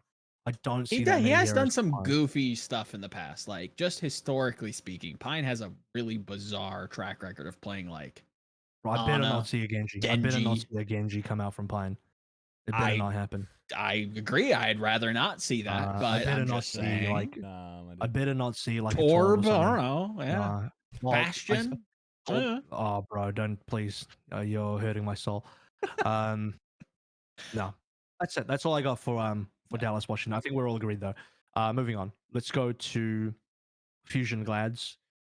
I have this 3-2 in Glad's favor. Now, this is a coin flip for me. And people might be like, well, why? Glad's just won Countdown Cup. Surely they should be an easy pick here. I have Glad's winning, but I'm not 100% convinced by either side. I have a lot of maybe borrowed faith for Fusion. It's like borrowed time, but like, it's just like a minor bit of faith restored for Fusion for making the playoffs at all and looking reasonable. Shockwave being added in for the second hit scan with Carpe together is actually kind of strong. But can they play the right types of comps? I'm trying to figure out what the matchups are going to be, and it's difficult because I think Fusion right now play a bit of everything. They actually didn't play that much Brawl for what it's worth. Maybe it's just versus Soul. Maybe versus Glads they might try it, but Fusion's comps right now are like double shield and the ball dive. That's really what they play. And I think Glads are kind of similar. Glads also want to play dive and maybe a little bit of double shield. Because they want to play Shu on BAP, right? Ideally you play Shu BAP. Would I be crazy to think that? Or do we maybe see Shu Ana instead? There's not that many. Well, okay, there are a decent amount of BAP composition, but all the BAP compositions require you to play like more double shield or Orisa based, or they require you to play Rhine. So if Glads want to focus on Shu BAP, they're forced into those two types of comps, and they cannot play Ball. They cannot play Winston. They must play Rhine Brawl or an Orisa bunker style with either a Diva or a Sigma. So I'm not exactly sure what direction Gladiator's going. Don't get baited by Counter Cup. Everyone's like, yeah, they'll just play the same thing Counter Cup. Well, no, because we're in an open meta now. Don't get baited by Counter Cup. That had a hero pool restriction. We're unrestricted. So yeah, I'm not exactly sure where Glads go. I have faith in their lineup because I think they have good pieces. Actually, I was talking about Shu. Let's talk about Skewed. I think it'd be better for Gladiators to play more into Skewed's hero pool, so more Brig-based comps. Play comps where Brig is a thing, which means no Brawl. You can't play Brawl if you want to play Brig. You got to have, I guess it would be Moth Lucio plus Shu Bap. That's not the worst thing, but Skewed's been so good on Brig. Surely you just play more Brig. Yeah. I agree in a vacuum. I guess my definition or my color read on Philly feels a lot more bunker based. I agree. It probably could have just been based on what Soul was running. Maybe Scrims had them painted in a direction. It's difficult to tell with such little sample size. But I think either way, it's like, do we like Philly's dive? If we like assume we don't know what Philly did, right? Like we remove play-ins. It's like, do we like what they've shown us from dive this season? Not really. Their bunker has been pretty good and something that they seem to want to lean on, or just at least Orisa-based compositions. If you're going to fight me on semantics, that seems to be their bread and butter, and that's something that I feel like the Gladiators are like quietly great at, due to Skewed being able to kind of flex off and do double support or double flex support. I don't doubt that Astro probably can compete. I just don't know if they're going to be super comfortable on it. I don't assume that Philly's going to be running a whole lot of dive here. I struggle giving them a winning line. I think I can give them a map. I think that they're good enough. I think they have enough time. I think they have the right pieces. And they have been stylistic. Like this is a very Western team situated in APAC. So I think they have like their own style and their own way to think about the game, which I value quite highly. So I give them a game, but yeah, I have this going Gladiators pretty confidently 3-1. I see a lot of what everybody's saying with the fusion copium, but I think they're just starting from a farther the way, point. I just realized I didn't even give a real justification for why I think Glads will win, but it's like, I think ultimately where my discussion with the hero pools go is we probably either end up in a bunker mirror or a dive mirror or a bunker versus dive matchup. Yep. And I think in all three of those, I think I favor Glads in all three of Yeah. those situations. So it should be close to me because I still think Fusion are a good enough team to get there. But Glad's dive is kind of nasty. They have Kevs to Tracer. Birdring Sombra was great. Put Shu on an Ana. Like everyone talks about Shu bat, but honestly, like just put Shu on an Ana. It still fucks. It's still good. Mhm. And then just see how it goes from there. You get to play Skew Brig. Like that's a good comp. I think Gladiators can just use that to win. That's kind of where I stand. Can I like selfishly hope that Philly runs May so that we can see Rascal Birdring for the last Overwatch match of the You want game? Philly to lose.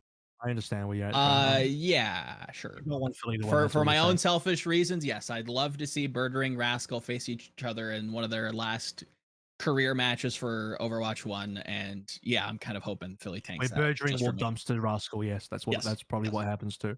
Okay. Lovely. I like that. Uncia beating Panthera in the finals. I'm here for All right. Now Yiska gives us it. the Fusion win. Nah, Do it. Nah, Okay. I won't. You just upset every single Fusion fan. All right. Thing is, like, He's trying. yeah, You can hear I'm trying. the colon Yeah, and the no, lower I am. intestines I trying am to push it trying to out. convince myself, but Yeah, I also think it's just such a big thing for Gladiators as a team to finally have won something. Mhm. And while yes, you cannot, there's no transitive property in terms of like what that meta was there, and they can't really transition that necessarily into this one. I think psychologically it's a big one, Yeah. which helps because for some weird reason, Gladiators is by far the best team fighting team in the league. Like, if you look it up statistically, it's not just that they pound on bad teams. They are just legitimately good at team fighting. Like, I think like 0.8% better than the next team or some ridiculous number. They just can't convert it. Now, one of the reasons why that might happen is you take more favorable positions, you discount card time for that, and generally try to win fights more than get objective time, and then you lose it on the objective. I think it's just a lack of decisiveness to a degree, which confidence helps a lot with. I also think it is interesting that Philly probably won't have to travel. I wonder what the ping situation will be like there. Yeah. I think it's pretty big that, I mean, to my understanding is Poco is still not there. Yeah, I mean, it would just be pretty bad for Fusion to go down this early, because I don't think they can necessarily do anything in the lower bracket, but I don't see it. I think Glads is too good. I think Glads in general this season is probably undervalued below what they actually play, what Overwatch they actually played. They were so close to getting to a Y before. No, that's just Glads. I think 3-1 is probably once again 3-2 maybe. If Are we? I think there's a chance that there's an upset, but I just like with underestimating everything Fusion? we've seen. I think in some degree we are. It's just like paper value, right? It's like you look at this team on paper and it's like this is a fucking banger of a team. Like this is a title contending fucking roster. Yeah. But they just have not shown it all season for a lot of very reasonable reasons, as dumb as that sounds. Yeah. Can they get it together within a week? Yeah. They're one of I wasn't like over the moon with their play and performance, but is that like a solid baseline? Lets you give them, improvement over a week. Yeah. You also have to consider that a lot of these other teams have been refining for a week. So it's like they just start from a lower baseline for reasons they really can't control, which sucks. Yeah. But there is potential, right? If I- there was ever an argument for a ironically- punchy team, it's Philly. But Ironically, the start of the season was their best part of the season for them. yeah, Yeah. they would go 4-0 and then face So Shanghai. this is and why get this is banged why down. everyone's like, oh, they had so many problems. Then they had to start with like, yo, they went 4-0. Let's not lie. Let's not lie to Yeah. ourselves here. They actually had a No. great start. Yeah, they Um, understand Which- that meta better than other teams, is what Yeah. Christopher told me. Yeah. They have some punching power. They have some overperformance. They have that attribute about them. But that's just like narrative analysis. Like, can we Here's- summon that now? here's- I don't know. Here's the other part of the narrative, though. They're one of the 3 teams that never went to a Y in that competition. Is that something that drives you, or is that something that haunts you? Right? You have two that's- sides of that coin. That is a statement towards your ability to get there, right? It's like Sure. it's like yes, it's Philly, but I'm not sure why I should consider them to be so much more scary than I, for instance, evaluate like Washington. They haven't shown me anything to that degree. Washington went 4-0. Yeah, they did. They have banger players. They do. I forgot Yeah, about that no, actually. You're, For some you're not reason, I wrong. forgot about that. You're not I wrong. forgot Washington went 4-0. I Yeah. don't know why. So Oh god. I like I want to like I know when it happens and Philly actually upsets her, I'll be sitting there and my gut will tell me, I told you. But like, nah. Like here, you Yeah. just got to go with the defending title champion, so to speak. It's a safe bet, right? We all went with a Yeah. safe bet. None of us wanted to go too spicy here. Yeah. And, I think there's opportunities, but yeah, it's really hard to so- go that way. All right, final match of the quarterfinals. Man, we got a lot of games to get through. Shock Dragons. I got 3-1 Dragons Shock. And I think Shock are a good enough team that they should get one here, but do Dragons are the best team in the world currently. It would be crazy for Dragons to lose this early. And I think the number one thing, this is what people always bring up, it's like, oh yeah, but can the Dragons bounce back? I mean, they were sandbagging, they took it easy, and they had they had a short Sure. scrim schedule. They didn't have all that kind of stuff. And what if they don't bounce back? I'm like, you bounce back by going back to your same scrim schedule and you start scrimming 6 hours a day again versus good competition, of which there are plenty of in Korea. Even with teams being eliminated, it's like, okay, cool. You don't have New York and Seoul to scrim against. You just do more scrims versus Chengdu, Philly, and contenders Korea teams, and O2 Blast and whatever. Mm. And honestly, I think O2 Blast are probably better practice in some cases than Seoul and NYXL anyway. That team is fucking sick and nasty. Like, Yeah. people that haven't seen O2 Blast, you've no idea how good this team is. Once again, there's contenders teams that blow the lid off of half the Overwatch League teams, and it's not close. This O2 Blast team is ridiculous. I would go as far as to say, if you put O2 Blast in this top 8 right now over one of Justice. the supposedly bottom 4 teams, like let's say you replace Fusion, Justice, or even maybe Rain, and you put O2 Blast in there, like, bro, O2 Blast, let me just put it this way, I don't think they get eliminated straight away. I think they are not one of the first teams eliminated. I think they make a run. They probably get put into the lower bracket, but they make some sort of a run and then they lose eventually. But what I'm saying is that, like, they could hold the candle. They could hold the candle in this top 8 is what I'm saying, which already means that in the 20 teams above the 50% line. That's a smoking hot take from me, probably, because all the people who don't know anything about contenders are like, yeah, but they're a contenders team. I'm like, they're a contenders team that probably only strictly play against Overwatch League teams yeah. and like do well against them. Mm. Again, you have not seen how good this team is. Anyway, that talk aside, so Dragons, what it comes back to is Dragons have all access to a lot of good practice, and they can up their scrim schedule again. And I think if you're the best team in the world, you have a blueprint for how to win. You have a blueprint for winning. And now that you're upping your schedule, you're upping your practice, you're upping your pace and tempo again in terms of practice, I can see Dragons easily re-entering the top of the line Dragons that we saw at the end of Summer Showdown. I don't know why people doubt that. I don't know why people doubt them getting back there. As if like they would forget how to win. It's like, are you serious? Like, what do you mean? What are you smoking? Like, why would you believe that? Why would you assume that? So a top line Dragons should be pretty damn good. Should be pretty damn good. They just will be pretty damn good. Yeah. And I think Shock just don't have enough ammo. They don't have enough tape on a Dragon's hair to know what to play against just yet. They probably look at Summer Showdown, but like, what did Dragons do Summer Showdown? The last tournament, Dragons were good, open meta. They probably look at that. Maybe Dragons do a lot of Tracer Sombra again into Ball. That's what I'd be if I was Shock. I'd be prepping for Sombra Tracer Ball. That's what I would think that Dragons play. Yeah.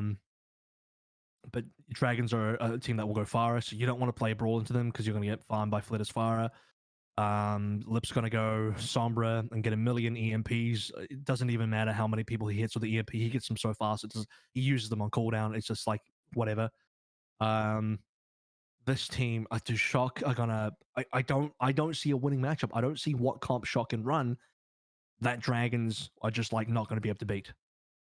But I have enough confidence to say that Shock should get one map because I think Shock are a good team. Agreed. I think somehow we've locked eyes from across the room. Do you want to go first, Yiska, or would you like me to? We can hold hands during it. We can. Okay. Here. Hold hands. Let's just. Okay, yeah, Yep. like it. That way. Yeah, married. Yeah. There you go. Okay. Yes. Say it, Joe. This is gonna be a 5-mapper. Okay. But my ass hurts and I'm getting off the fence. I have the San Francisco Shock upsetting the Shanghai Dragons in the first round of the playoffs. Which is weird because, funnily enough, I agree. The Shanghai Dragons are the best team at this tournament. Spoiler, they're winning this thing, right? 100%. They're just gonna win. AVRL mentioned very early that if there's a time to beat somebody, it's early on in the tournament. And that's where I see the Shock doing this against the Dragons. And this is something that Moon has calculated. Yes, is it a hot take? 100%. I agreed. But I see Shock coming out, and I think they've shown their hand a little bit, which could play into Dragons. I'm not mad at the Super pick. I'm not mad at Super's Ryan. I'm not mad at Super or Krusty trying to develop their own style to kind of try to, in a way, cheese out the Dragons. And I think there's a very clear and strong opportunity for them to get Dragons early, to throw them a weird look, and for them to upset them. I'm here for it. I see it as a 5-gamer going to the wire, but it's the weird style that Shock throws them in the final moments that just ends up biting Dragons in the butt, and not even in a bad way. Because again, like we mentioned at the top of the show, Dragons beat all the rest of the teams. It's not fair. But when you're early on in a bracket and you get faced with some cheesy garbage, a la the San Francisco Shock, and I guess it wasn't cheesy garbage. But like, if you're gonna beat somebody, it's early on. And I think Shock gets it done versus Dragons. Any other points you wanna add in? No, Joe. Yiska, help this guy, please. See, my internal monologue is, since Joe did it, do I have to?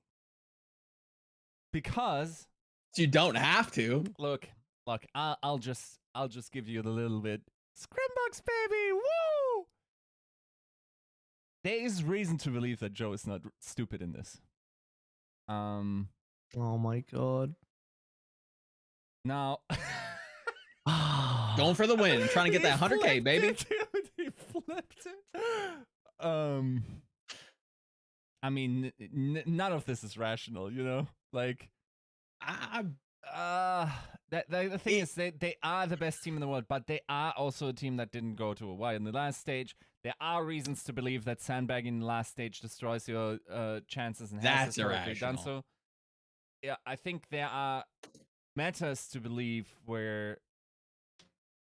Thing is, okay, I don't want to give away too much in terms of like what I've heard in terms of who's popping off, because I think that could give away theoretically meta comps that they're playing. But like, it's not an absolutely stupid idea, and yes, the round 1 thing makes it more likely.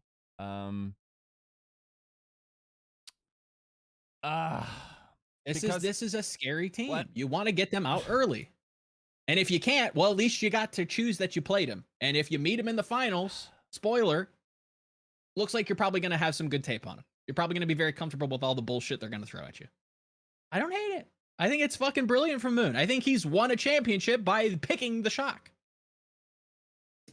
Without a doubt. I genuinely believe Moon has secured Shanghai Dragons a championship victory, regardless of this first match, by picking the San Francisco Shock. No cap. Yeah, it's hard, but okay. You know what, Avril?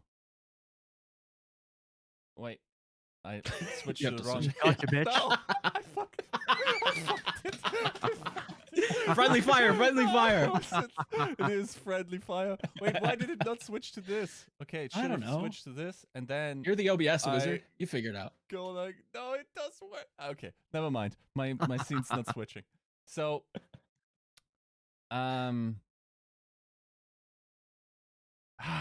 it's It's honestly just trying to touch me through the OBS. it is a 50-50 to me, right? I honestly believe that could be the case. I'm not sure if Shanghai is immediately there. I also agree with Joe that they are the favorite to win the final. Yeah. They're just taking the Shock route. I can't let my buddy walk into the night by himself. I'm Let's also go. picking the San Francisco Shock. Let's go. You guys are crazy. You guys But are we crazy. will look like geniuses my if it God. works. Playing for the Oh my 100K. God. It's fine. If Shanghai lose, And that's They're just I'll gonna just make win. the Yeah, I'll they're just make winning. I'll just make the excuse that they were sandbagging. It's fine. Exactly. I'll play that narrative.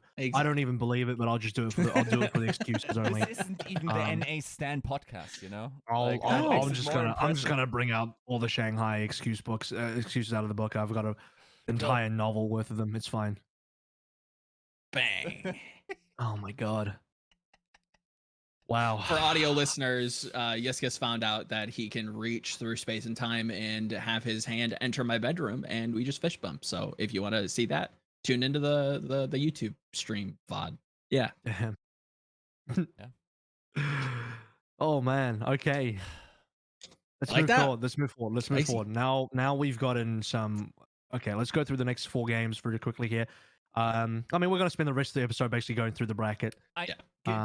Just briefly, I will say, I will have some meat to the bone of this, Scrimbox talk, blah, blah, blah.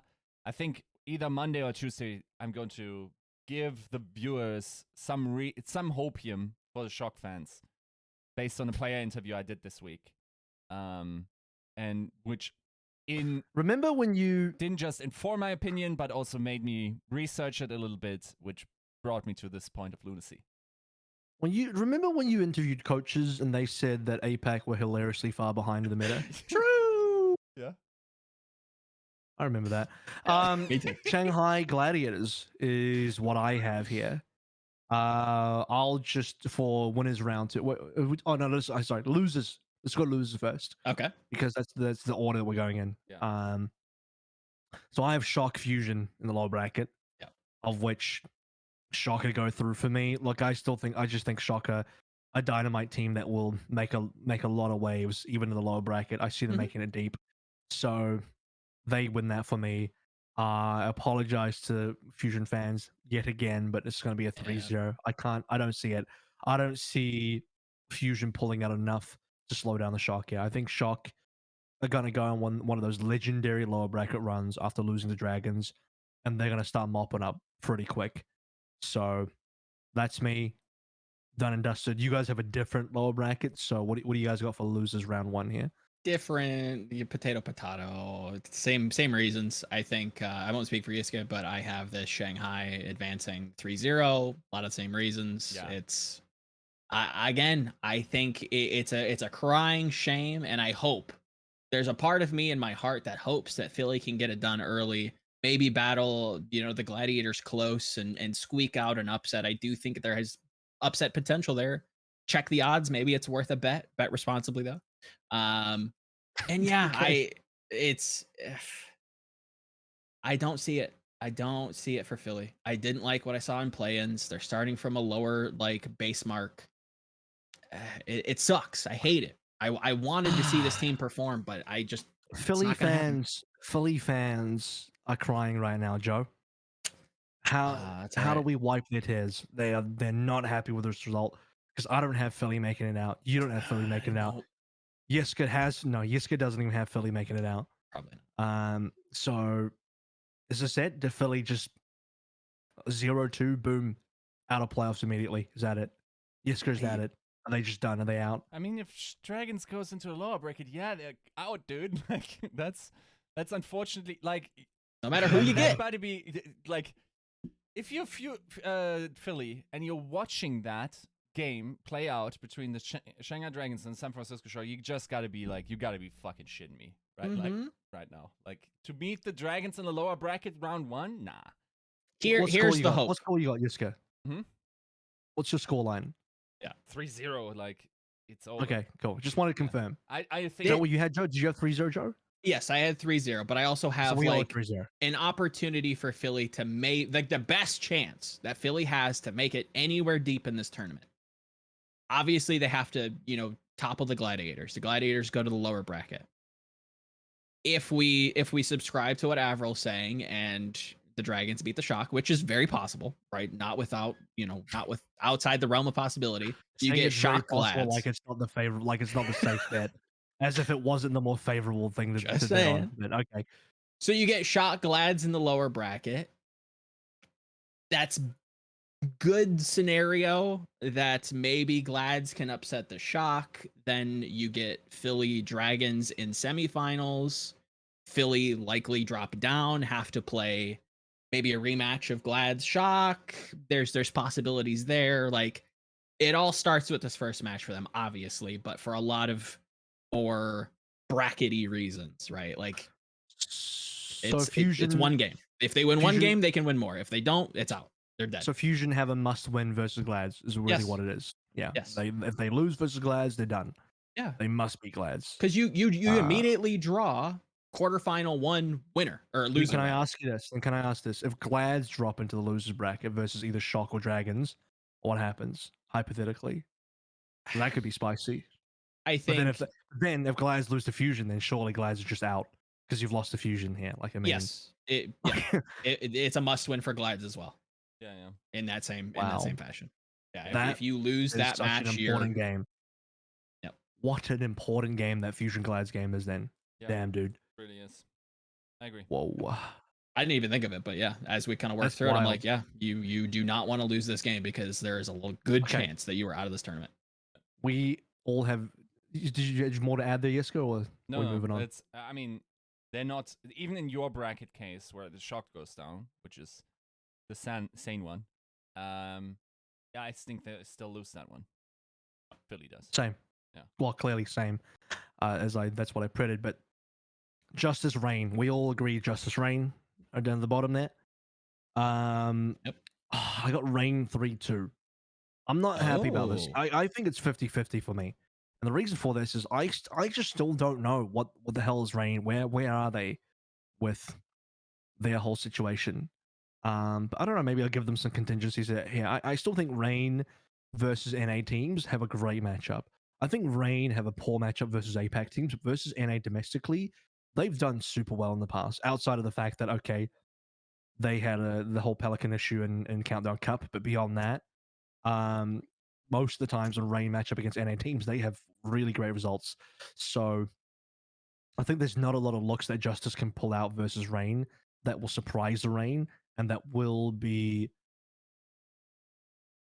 putting the Reign in a weird spot or an unfavorable position. I think Reign should be pretty prepared. Now, I still have Justice going 2 here, and it should be close. Because again, I don't know what the situation with Reign is. Now, if this is normal Reign, where they get to play with Pelican, it should be a low ping game because they're both in Hawaii. Then I'd probably favor Reign a little bit harder, maybe 3-1, maybe 3-0. But just due to a little bit of uncertainty, I'm going to give this Reign 3-2. But I feel more confident in this matchup, just stylistically how Reign play against their counterparts in NA. So I have Reign winning this. Yeah, I tend to agree. I'm a little farther down if memory, like you had this 3-2, right? For Reign Justice? Yes. Okay. Yeah, I'm a little bit farther down on the Justice. I'd be more charitable if they show something a little off meta or like a different look than just the Lucio Moira and it actually looked decent versus the Fuel. But I don't see that necessarily happening a lot of the time, and I think that just the Atlanta Reign, even with Edison, even if you just remove Pelican from just play in general, I think they can probably get it done versus the Justice. From what I What saw, score again? What score? 3-0. I have this 3-0 Atlanta. Do you really believe Justice will only play Lucio Moira though? I think that's their best chance. If I'm going to be honest, yes. Okay. I am still under the heavy belief that Justice will pull out more looks than that. Yeah. If 'Cause I they think they're do, smarter. I think there's a chance maybe they get a couple maps, but even then, I don't see Atlanta losing. I have it. Well, my scoreline is based on A, Justice pulling out more than just Lucio Moira, and B, Pelican maybe not playing, and so I have a That's fair. close. Yiska. Makes sense. I mean, I'm picking the Rain, but I will say this would be the archetype. Like, ironically, this would be the biggest injustice for the Justice to go past here because. Okay, See so what you did there. the if you just look on paper, I think the Rain had the short end of the stick due to like illnesses, league regulations, and structure, as in like not getting a point for going to a Y, but that type of stuff. Like wherever you fall on the, you might even think that's okay, and you're playing for the possibility of getting a point and whatnot. But in the end, like I feel like very often this season, the Rain legitimately had a like a harder environment to compete in, and or like a were dealt a worse hand, at least from what we publicly know. Of course, we don't know what might have gone wrong for the Justice.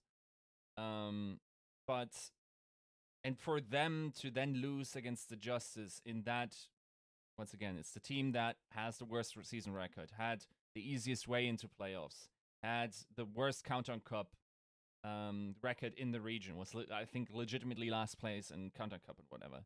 For them to throw out the Rain out of the bracket would be pretty like, and Upsetting. it would be for Rain. upsetting, yeah, just like from from I don't know, a lawful good person's point of view, I guess. God. Thankfully, we're all chaotic evil Justice here. The thing is, I think it could be very close. It could easily be very close. I think they like the Justice. Okay, so having talked to Pre during an interview, like he talked about like them not playing perfect Overwatch pretty much is what unlocked their ability to beat these teams in those situations, because like they always wanted to play for that Hawaii win, and then they tried to play towards that, choosing a strategy, and then they weren't ready by the time that they got their first week matches, and then they missed the playoff qualification window. I'm not sure what that means now transitioning into the playoff environment, but it probably means they're not going to play Lucio Moira as much as we think they will. And they're a pretty big dark horse for me in what they could be capable of. I think it's generally like, if you think about Lucio Moira, I think you want both those players on those heroes like Bebe, and especially Closer. Like, yeah, you might not like the beats, but it's probably his best hero despite Mercy. Are they going to pull out a Pharah? They have a couple of players on the Pharah. Pre told me like none of them felt good. They played Tuba, Assassin, and Decay on the hero, and they in the end didn't opt going for that pick.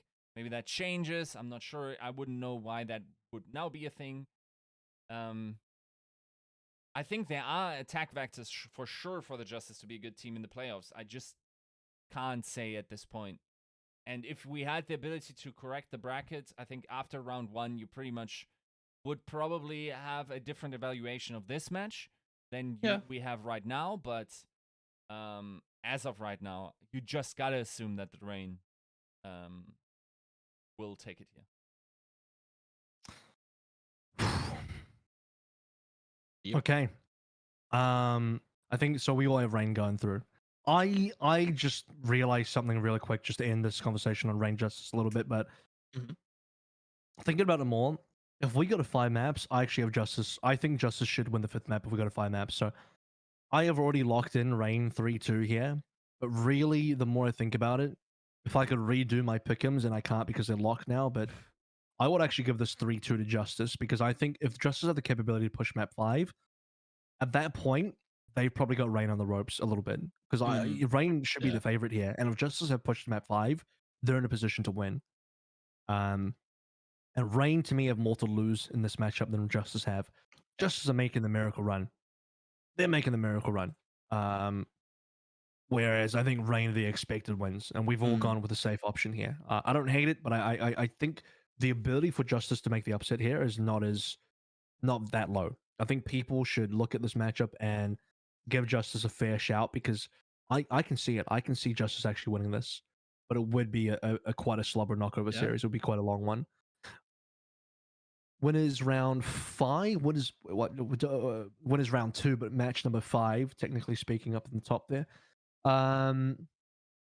Dragons Glads is what I have. You guys have Shock Glad, so we'll just go Dragons Glad real quick for me. 3. Dragons have a great matchup into dive mirrors. Glads will most likely be playing a dive. They could pull out some double shield. They might have to do that on certain maps and just try and throw the Dragons off. But my narrative for Dragons is that they're going to be the best team. You can already see where I'm going with Dragons. They're the team that are winning the entire season, so they just got to get past another hurdle. Every single team so far kind of just feels like a bit of a hurdle. Same kind of justification here with Shock Dragons result.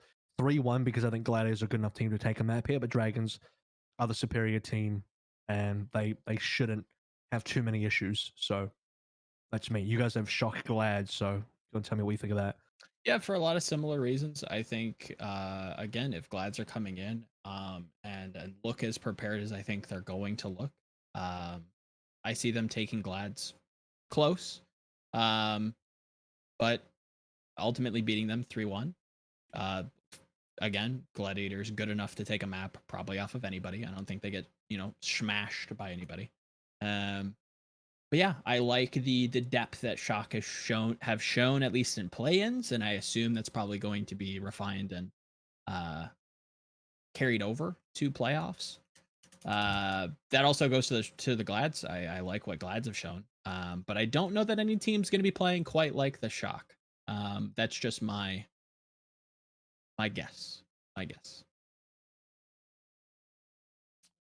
Yeah, I mean, if Shock gets there, then I think they are a sufficiently strong team that they will also dispose of the Gladiators.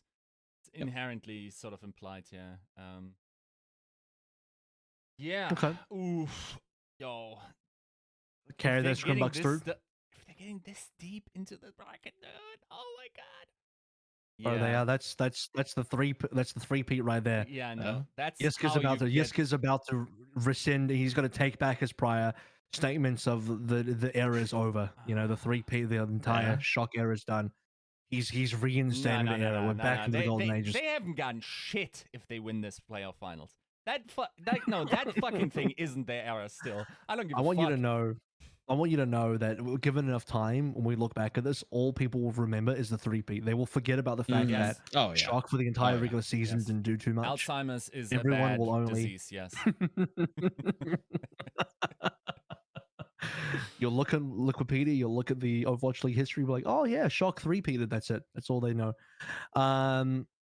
Winners round 2 for the next match is Fuel Hunters. We all have Fuel Hunters. I have Hunters 3-1 here. Part of me wanted to give Hunters 3-0 here. I just think their matchup versus Fuel is so clean. I think Fuel have to play Pi in this match. I think Fuel would have to do something different, because you have to pressure and shut down Jinmu's fire. You have to eliminate that threat.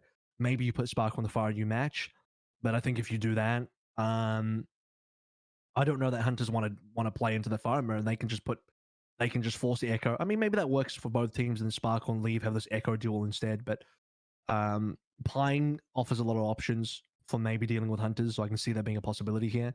Ultimately, this shouldn't be too different from Summer Showdown, outside of the fact that Dallas will have learned from that and will look to adapt and change stuff up, maybe try some stuff. I give enough benefit of the doubt that I think Dallas are a team that are not going to get 3-0 here. They should be a good enough team. They should be a smart enough team. Rush should be a good enough coach. They'll figure something out. But I think Hunters are more prepared for, and they're into another very favorable meta. People keep saying, "Oh, Hunters, the best time for them to win was Countdown Cup because they never got a better meta." No, bro, that's not true. Hunters didn't have Echo in the Countdown Cup meta. What do you mean that was the best meta for them? They had a lot of picks that they didn't that would have been good for them as well. Like, it's not like just because they get to play ball, it's the best possible meta for Hunters. It's really not. I think that's kind of underselling Hunters a little bit there. So I have this being a 3-1, and it should be a pretty convincing game. But I don't think Fuel get 0-3. Fair. Yiska, where are you headed? Yeah, no, I'm. The thing is, I would feel bad if this pivots that the Dallas Fuel had with their strategy, in the late mid-season, I would say, towards ball comps was going to be fruitless, and so far it has been.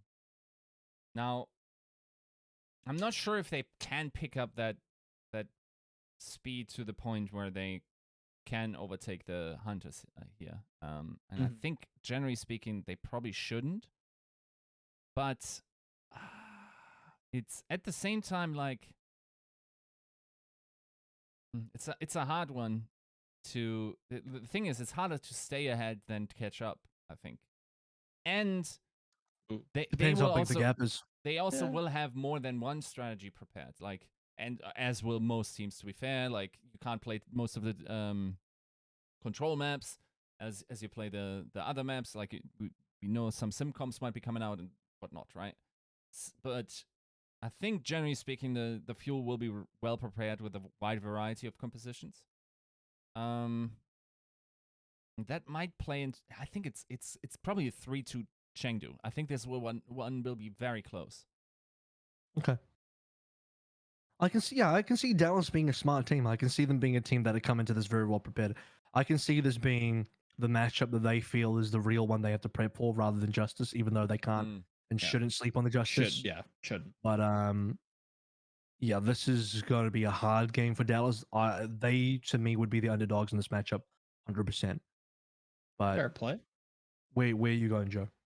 I have this going Dallas's way. I have this going 3-1.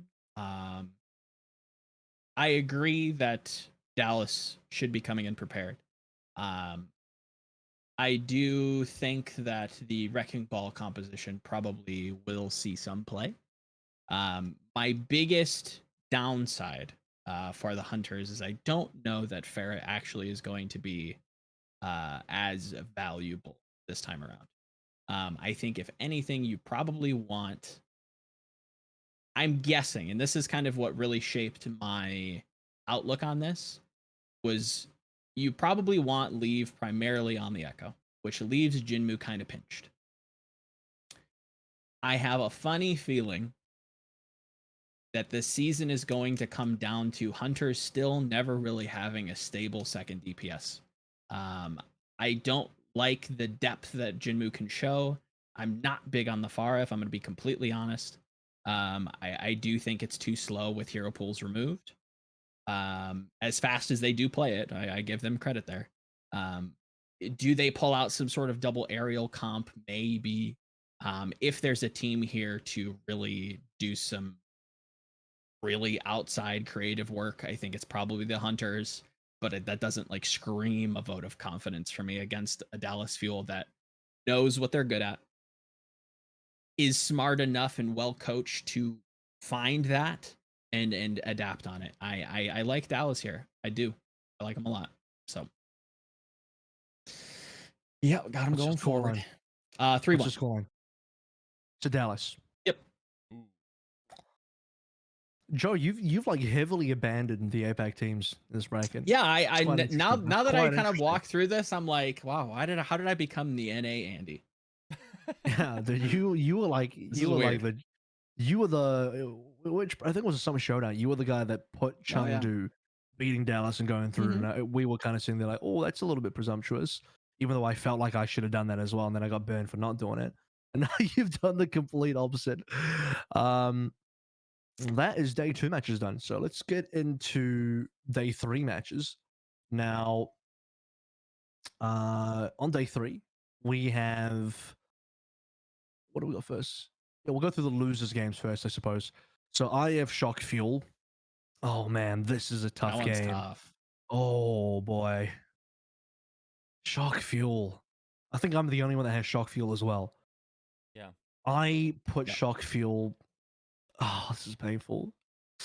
Shock 3-1. Oh, I okay. think Shock are making the run. I think Shock are making the lower bracket run. And Fuel, they're a great team, but I don't. Oh, this is so tough because it could still go either way, couldn't it? Mm-hmm. I think It Shock have definitely powered up though. I think Shock are just looking really strong. They are one of the favorites for this playoffs. Funny enough, I get the Scrimbucks, and I considered that as well. But I mean, I don't think the Scrimbucks are good enough for Shock to beat Shanghai, but I think it could be good enough for them to beat Fuel. Totally. I mean, what are we going to see here? Is it going to be a brawl mirror? Is it going to be just Ryan versus Ryan? We're going to see some Super versus Fearless matchups. That's good for both teams. Yeah. Then you got the Violet Bap. You've got the Nero May versus Sparkles May versus what is it, Fielder Bap, I guess. I think the one of the big hmm. head-to-heads that like is missing here is like Dallas, if I'm gonna be honest, don't have like a strong echo. Nero's been Dallas? pretty damn good. Dude, no, you're underrating Sparkle's Echo. I don't think we're going to see that Statistically much Echo. speaking, it's been pretty mid. I don't think we see that much Echo in this matchup. I think these two teams Maybe. probably play closest to Brawl, and I wouldn't be surprised if Dallas do some Lucio Moro stuff here as well. Mm. Just to throw the span in the works and try and push Shock around and see what they can get. That's going to be a little bit of a temperature check for the matchup. I think Dallas on the first map number 1, they go Lucio Moro just to test the water, Sure. see if Shock is susceptible to it. Ultimately, I think Shock are the more favorable team here. I think Shock are they're the team that have powered up a little bit more for me. And before people say like, well, you gave Shanghai the benefit of the doubt and you said that they could bounce back. Are you saying that Dallas can't bounce back? I think Dallas can bounce in. They can bounce. They can definitely make a play. But I still just have a lot of questions around like, who's even going to be playing? Is Pine going to get play time? Is it going to be good enough? If they don't play Pine, what kind of comps are we seeing? Maybe Sim Brawl just ends up being Dallas's biggest potential here. I'm just sipping the Shock juice. I think I'm just into the juice too much. I think I've just gone too deep in for Shock in this lower bracket run. We've infected him. So what do you guys have? You guys have Yiska went Shanghai Dallas and Joe has Shanghai Chengdu. Is that correct? I didn't anticipate my bracket for them to meet again, dude. Nah, I don't want to answer. You have Shanghai that. Dallas here. Oh, not again. But actually, it makes it a little bit.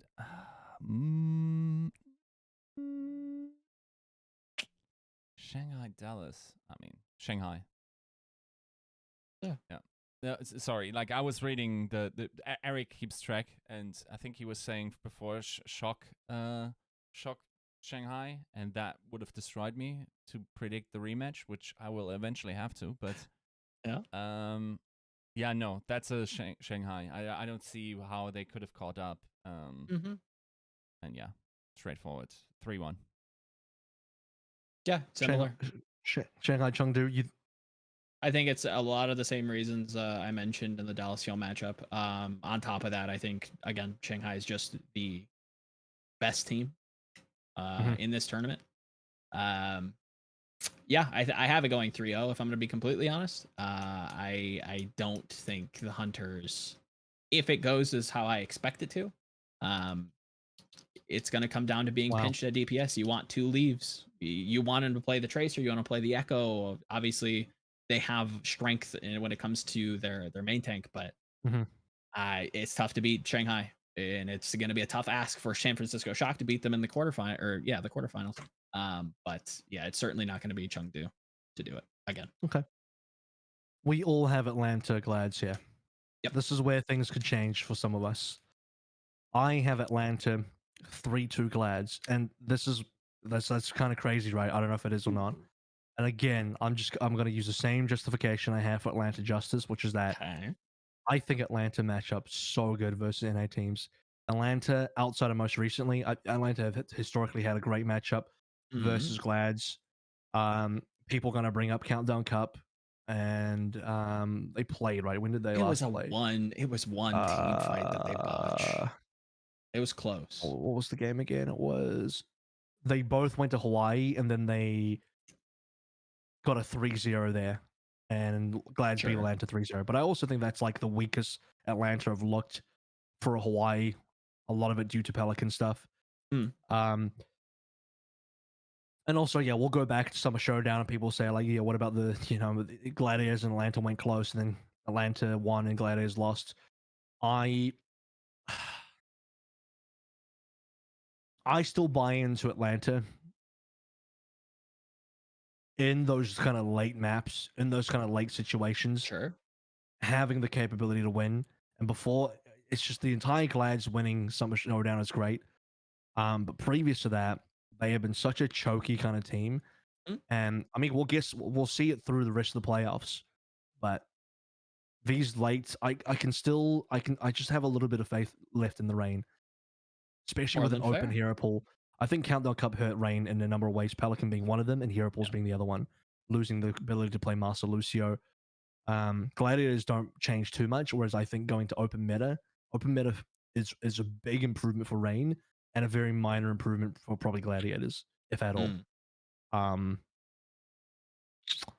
Yeah, I think Rain got a good matchup. 3-2. I have this if I'm gonna be honest, I have this clearly Gladiators. I think it was 1 episode ago. I'm very big on dive, obviously, for a number of reasons. I think Gladiators coming into, I think it was summer, probably should have gone to Hawaii. I would have liked to see them go. I think they are the closest team currently to being able to actually play ball at a decent level from the West. And I think that's going to be a very strong linchpin and just capping the Atlanta Reign at the knees. We know what the Atlanta Reign wants to do. They want to play bunker. They want to play rush. And I think Ball does extremely well into that. We also have questions at Pelican. So I think stylistically, it's a mismatch, very heavily in favor of Gladiators. But to Avril's point, I do think in that same way, there is a strength in knowing exactly what you're good at and knowing what you want to do. I just don't think it's the best decision or the best meta composition, if that makes sense. I do tend to favor dive 9 out of 10 times. And then on top of that, you have questions when it comes to Pelican and the myriad of issues that comes with that. Are you scrimming with Edison? Do you try to bring him over? Is there logistics issues? Do you play him? Is he on ping? I'm don't feel confident in that, and it sucks to see them get a game and then leave. But yeah, I see Glads doing big things this tournament or this playoff. So yeah, 3-0 for me. 3-0, nice. Okay. Oh my god. Got no faith in Atlanta. Yiska, what you got though? It's so hard. It's tough. It's not an easy Can't matchup. believe we're this deep into the bracket, and this is like the only game that's still aligned for everybody. I mean, it's going to diverge past this point. Like, you have Atlanta advancing, and we'll have to see what Yiska goes. But I don't know. It's so hard. Do you want to go like pound for pound? Do you want to go individuals? How do we want to start this? I don't know. Like, I think the rules of that are almost different. Like, it's of like, course, yeah. In my mind, like whatever you say, like in terms of the direct comparison, I think, for instance, like saying that Atlanta plays well into NA teams is a sound argument. Mm-hmm. I also think once again that Gladiators are kind of rolling, so this is hard, dude. Right, you're flipping the coin. I think Avril brings up a good point. You're flipping a coin of, has the Gladiators, shed their demons, or are they haunted by them? Are they influenced by the big stage, or have they seen the stage in the Countdown Cup. They've earned a title, and now they can come in and they can roll, right? Like, it's there is a catch 22 there. Yeah, I'd that's- love to like only have to make that call on the day after the previous matches. But Sure, yeah, wouldn't that be nice? I think I gotta go with Gladiators just because they're hot at the moment. Yep. After all, second seed. Generally speaking, I'm not sure if they would be too down from the previous loss. I think the meta shout is a fair one. Yeah, it's, I don't know. It feels like a 50-50. I was close to asking you if you want to rock, paper, scissors for it. But yeah, I think ultimately you gotta believe in just like the class of the Gladiators and the clutch factor of them coming through, because after all, they were the team that won something this season, while Atlanta, in their franchise history, still hasn't. Right? I'll say this: I'm not mad at either team. Whoever wins here, I'm happy for. If Atlanta goes deeper, fabulous. I'm happy for. I think outside of Summer Showdown, Gladiators have been one of the least clutch teams, and Gladiators have been conversely they've been one of the more clutch teams. I mean, and maybe I'm going too deep into like his outside of Countdown Cup. Sorry, Countdown Cup. Outside of Countdown Cup, some like before Countdown Cup, Gladiators like they choked a lot. Yeah. And before people like saying like, oh, I'm not taking into account Countdown Cup enough.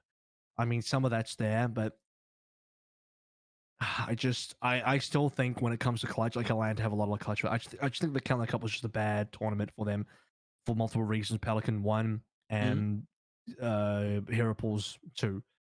They've done much better in other Hero Pools where they got to play Lucio. Fair. And I think even though Dive is probably going to end up being king because I have the Dive teams ultimately doing well.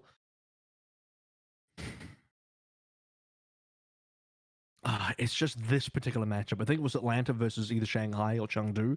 I wouldn't give it to them, but just versus Glads. There's something there in that particular matchup stylistically that I can't help but lean Rain. I don't know. That's gonna be the lower bracket. Upper bracket, I have Shanghai, Chengdu. Not too dissimilar to what you were talking about, Joe, but this is gonna be a 3-0 for Shanghai for me. I just think there's not gonna be a lot. This is even considering the fact that in Summer Showdown in the upper bracket, Hunters and Shanghai went to what 3-2, like super close game.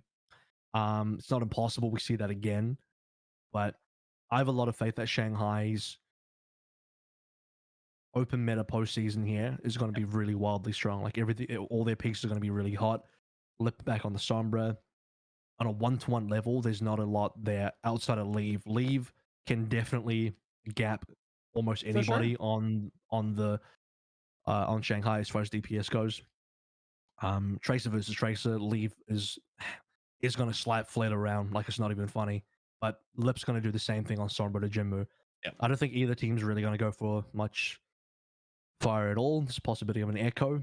And again, Echo is going to be like, okay, cool, you play Echo. The problem with playing Echo is Leave does not have a partner in the Echo because you want to play Echo Tracer. They don't have a second Tracer player.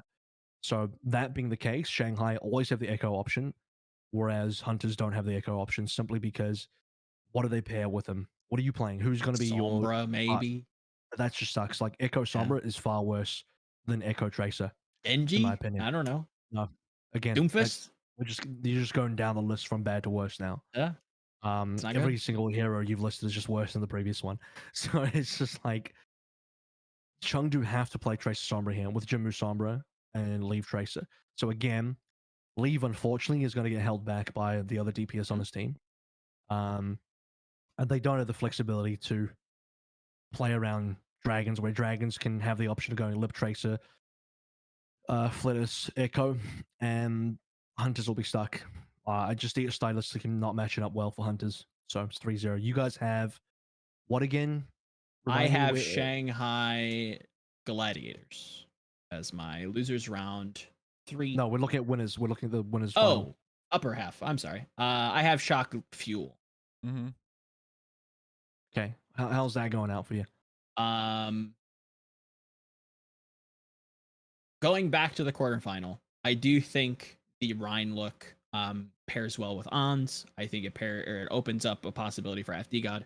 I think, and I stand by this, I do think Shock are going to be playing some like very unique stuff. I think they're the team out of all these teams that are going to overperform.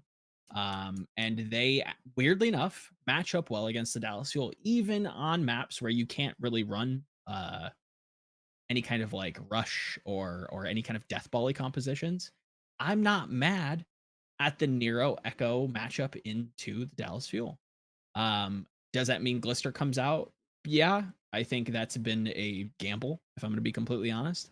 But I lean on the flexibility of the Shock. I do think the Dallas Fuel are coming in very pointed, like they have been all season. Does that mean that they're only playing Lucio Moira? No, of course not. They're probably going to have like an Echo look in there, but if I'm going to be honest, I have not been impressed. I think that it's good. Is it good enough to win a winners final, in the last tournament of this game? No, I do not. I do not think that their Echo performance is world class. I think they do one thing extremely well, and I think that's what they're going to bank on. And I think that matches up poorly versus what the Shock are coming out with. So I say Shock 3-1, sorry. Shock 3-1. Yep. I had Shock 3-1 as well in the lower bracket for the same matchup for what it's worth, so we're aligned there. Yiska's got Shock Chengdu, which I don't think anyone has. We don't have that matchup, so Nope. this will be the first Shock Chengdu matchup we have. Weird one. Dude, I don't know. Like this late in the bracket, if I'm already predicting Shock to beat Shanghai, I'd smoke some good stuff if I was not to say Shock also beats Chengdu here, right? Like at that point, like you gotta persist in your folly to become wise, right? Like you gotta like quadruple down here. Yeah. My God. I don't know if you have any particular reason. I mean, that's clear enough for me. I don't know if you want to dive deeper into that or just leave it there. No, I mean at that point, like if once again, if Shock is in their zone, then which sort of is the and filter, Chengdu's kind of like a weaker Shanghai, then I see it. Yeah. Okay. Well, let's go to day 4 now. So day 4 is going to be all low bracket games. You have losers round 3, then losers finals. My losers round 3 is Shock Rain. I'm on the Yiska train line here. I got Shock 3-1, and finally I have Rain exiting the tournament in 4th place, which is a really damn good finish for them, I think, for the entire season.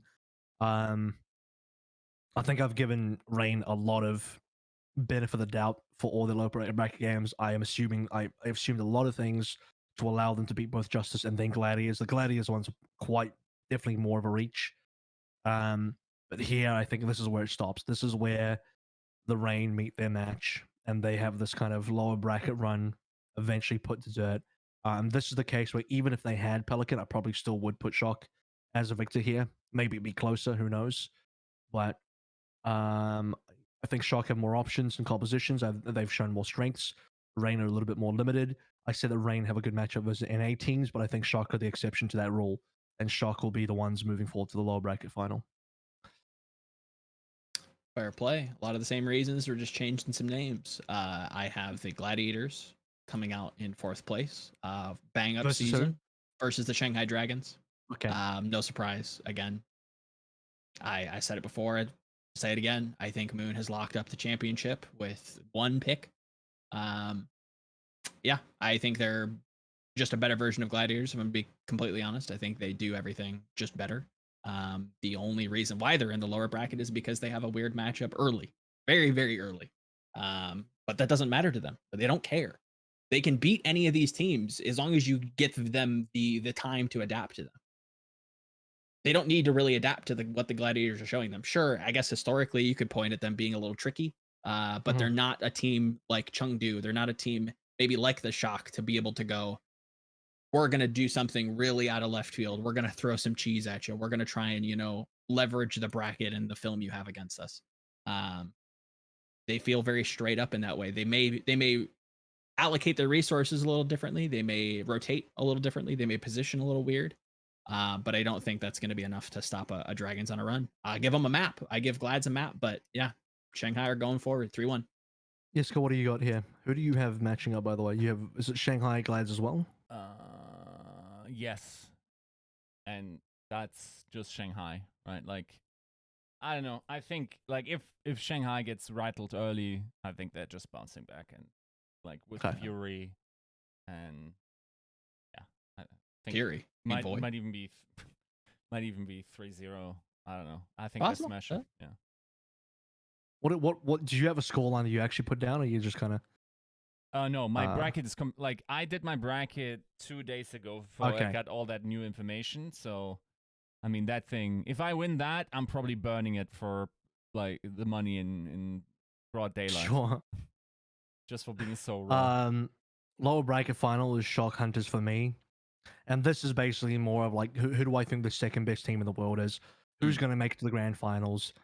And I think this is a coin. I think either team could. I think at this point, if Shock have made it this far, I should be choosing Shock, but I've got Hunters 3 and 2. I'm Oh, committed to the fact that I think Hunters are the second best team in the world behind fair Dragons. play. I'm committed to the fact that I think Hunters are less flexible, but what they are running in this meta is very good, and what they can run in this meta is very good. And I think and Rain are also limited, but I think they are playing honestly kind of worse comps, and Hunters are playing better comps for this meta in terms of ball dive. I don't think Shock can match ball at all, but Agreed. they have some good looks. Chengdu, this is I give a lot of benefit of doubt to Shock in this matchup, and I was tossing this one up quite a lot, but I just I have faith that Chengdu are actually the second best team here, can make it to the finals, and are legitimately a powerful threat. I have faith that Leave, being the best player in the world, can put Chengdu there as well. Here for it. And that stylistically, this isn't just them playing Shanghai, where Shanghai kind of have their number and the similar strengths. I think Hunters and Shock actually have different strengths, but Hunters' strengths being that they get to play the actual ball dive meta at a more successful level than Shock can get them across the line here. I like that. I think it's What do you guys have for a lower bracket final? I have Shanghai Dallas. Yep. Okay. Rematching. I have this going Shanghai's way. I expect this to be close. With Dallas I guess maybe even upsetting.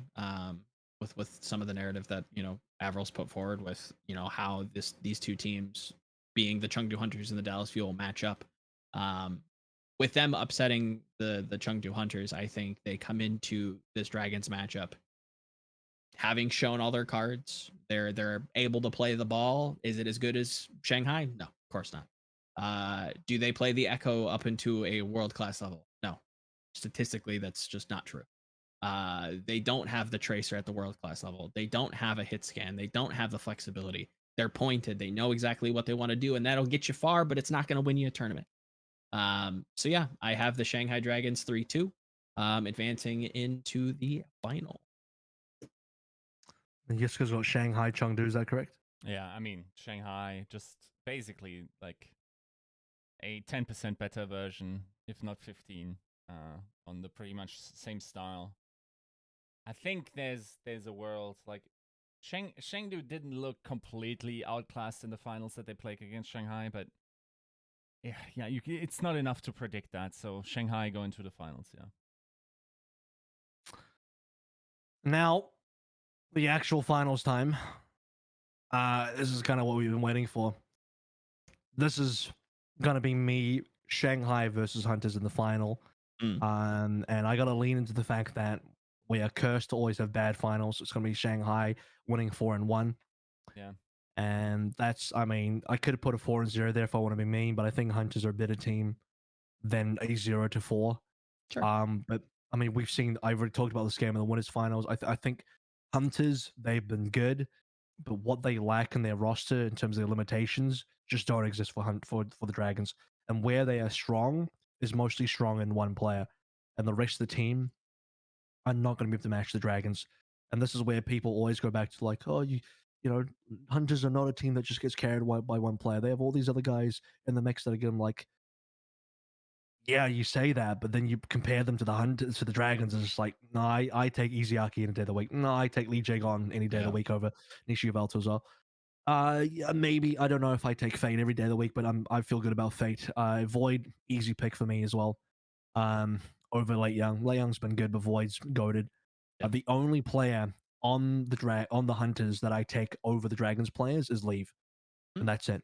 And even then, it's like if you put Leave and Lip, that's a hard choice for me. Yeah. Sometimes I'd probably still pick Leave because I want the flexibility rather than just the somber prowess and certain prowess and other hit scans. But Dragons should not be losing this final. Dragons should be the winner of the grand finals. They should be the champions of Overwatch League 2021. Yep. And the last Overwatch 1 champions. Yep. Yeah. They're gonna go from 0-40 to Winning grand the tournament. champions. Sick. It's Yep. kind of crazy. Sick transition. You guys both have San Francisco, Shanghai. Is that correct? Yeah. The battle of the eras. One old era, the old guard coming in. Yep. In a very comical way, you know, the 0-40 team, like you mentioned, coming in finally battling against, you know, what probably will go down as, you know, the dynasty of Overwatch 1. And yeah, I think it's going to be a bad final. I hate to break it to you. I agree with AVRL. It's going to be shit no matter what you give them because the Shanghai Dragons are fucking insane. You can't beat them. And the only way you can beat them is if you really stack the deck and they pick you early in the quarterfinals and you cheese them. Right? Like this goes back to like StarCraft lore, where if you get a Korean in the round of 32 and you hit him with a 2-base all in, you might just maybe take a map. That's the kind of argument that I have to make to see the San Francisco Shock beat the Shanghai Dragons in the quarterfinals round 1, right? Like you have to reach to some crazy universe that isn't possible.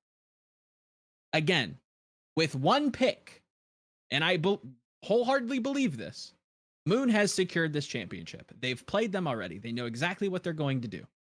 You think that they're going to adapt over a multi-day time where they have to prepare for other teams? Of course not. Shanghai beats every single one of these other teams. The only team that they're concerned by is the San Francisco Shock. They're doing weird stuff in play-ins. I'm not trying to deal with that in the finals without controlling if I can get that early on in the bracket. I don't want to have to prepare for that in the final day. I want to get that early and I want to have notes on that really, really, you know, just comfortably. I don't want to have to watch Dallas play the Shock in the winners final and try to compare and contrast. No, I want to play them early so that I can beat them in the final. This is going to be 4-2. It's not going to be fun. Shanghai, by the way. I don't know if that wasn't clear. All right, Yiska, you got the same game. I disagree with it being a shit final. I think it will be a banger. I hope so. But I also have Shanghai winning. Look at you, Shanghai simps out there. Unbelievable. I mean, a lot of paths lead to Shanghai, I guess. But in the end, they are the undeniable team this season, right? Like 2 stage titles. Like, was it 3 finals? Yes. Mm-hmm. First seed.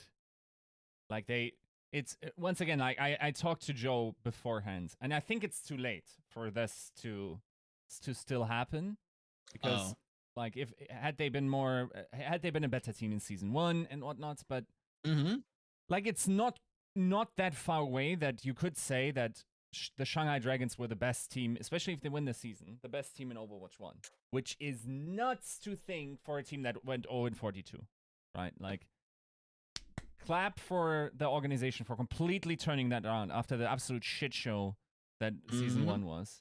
Completely revamping that team. Also giving, like, Moon has to be also considered one of the greatest coaches of Overwatch 1 for sure, given their success with the Valiant. Like, it's not, like, you can all agree, like, pound for pound, there is not a better team, probably in Overwatch history, than the Shanghai Dragons right now. I think there are way more spots in the San Francisco Shock roster that they had in the past seasons than there ever was during this time for the Shanghai Dragons. They just don't have a bad player on this team. They don't have an average player on the team. They don't even have a good player on the team. Every single player on this team is a great player, a top 3 player in their role, And it's not like it is because they just bought themselves together the best roster. They scouted Lip.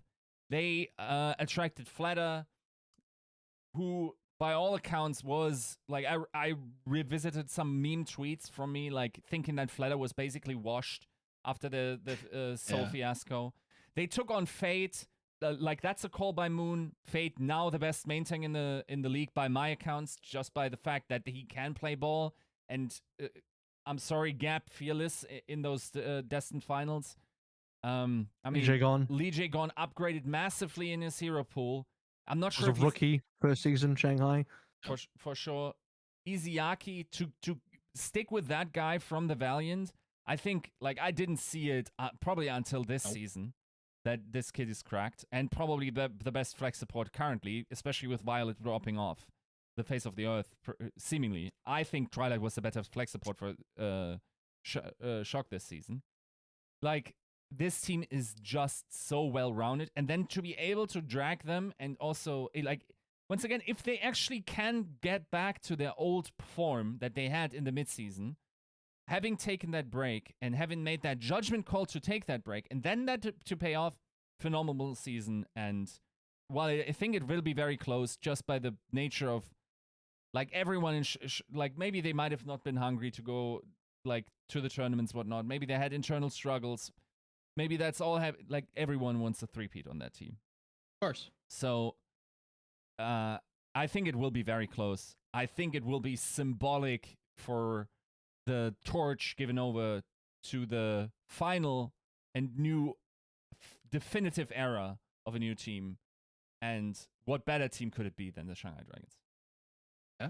Storybook ending. All said. I mean, and that would end the book, and that would end the story for Overwatch 1, and then hopefully we'll have to see how things change for Overwatch 2, as I'm sure rosters will need to be shuffled up a little bit. Brand new game, brand new format, 5v5, you know, the rest of the story. But that's going to do it, guys. That's going to be episode 192 done and dusted. We went through the entire playoffs bracket. We started off quite different. We ended the entire way the same. Actually, we started off the same because my 9 head decided to start us on the 4th game, which we had, you know, Chengdu, Dallas, Glads all aligned, and then it was that final game, that first game, which we discussed last, which was the one where we diverged paths. So excellent there. But we all land on Shanghai. And the next time we see you guys will be after round 1 has concluded. We'll be there to discuss how round 1 has gone, who gets into the lower bracket, and we'll talk a little bit more in depth about the playoffs and revisiting maybe these brackets after we get to see actually how all the teams are doing. But thanks for joining us this week, and we'll see you next time.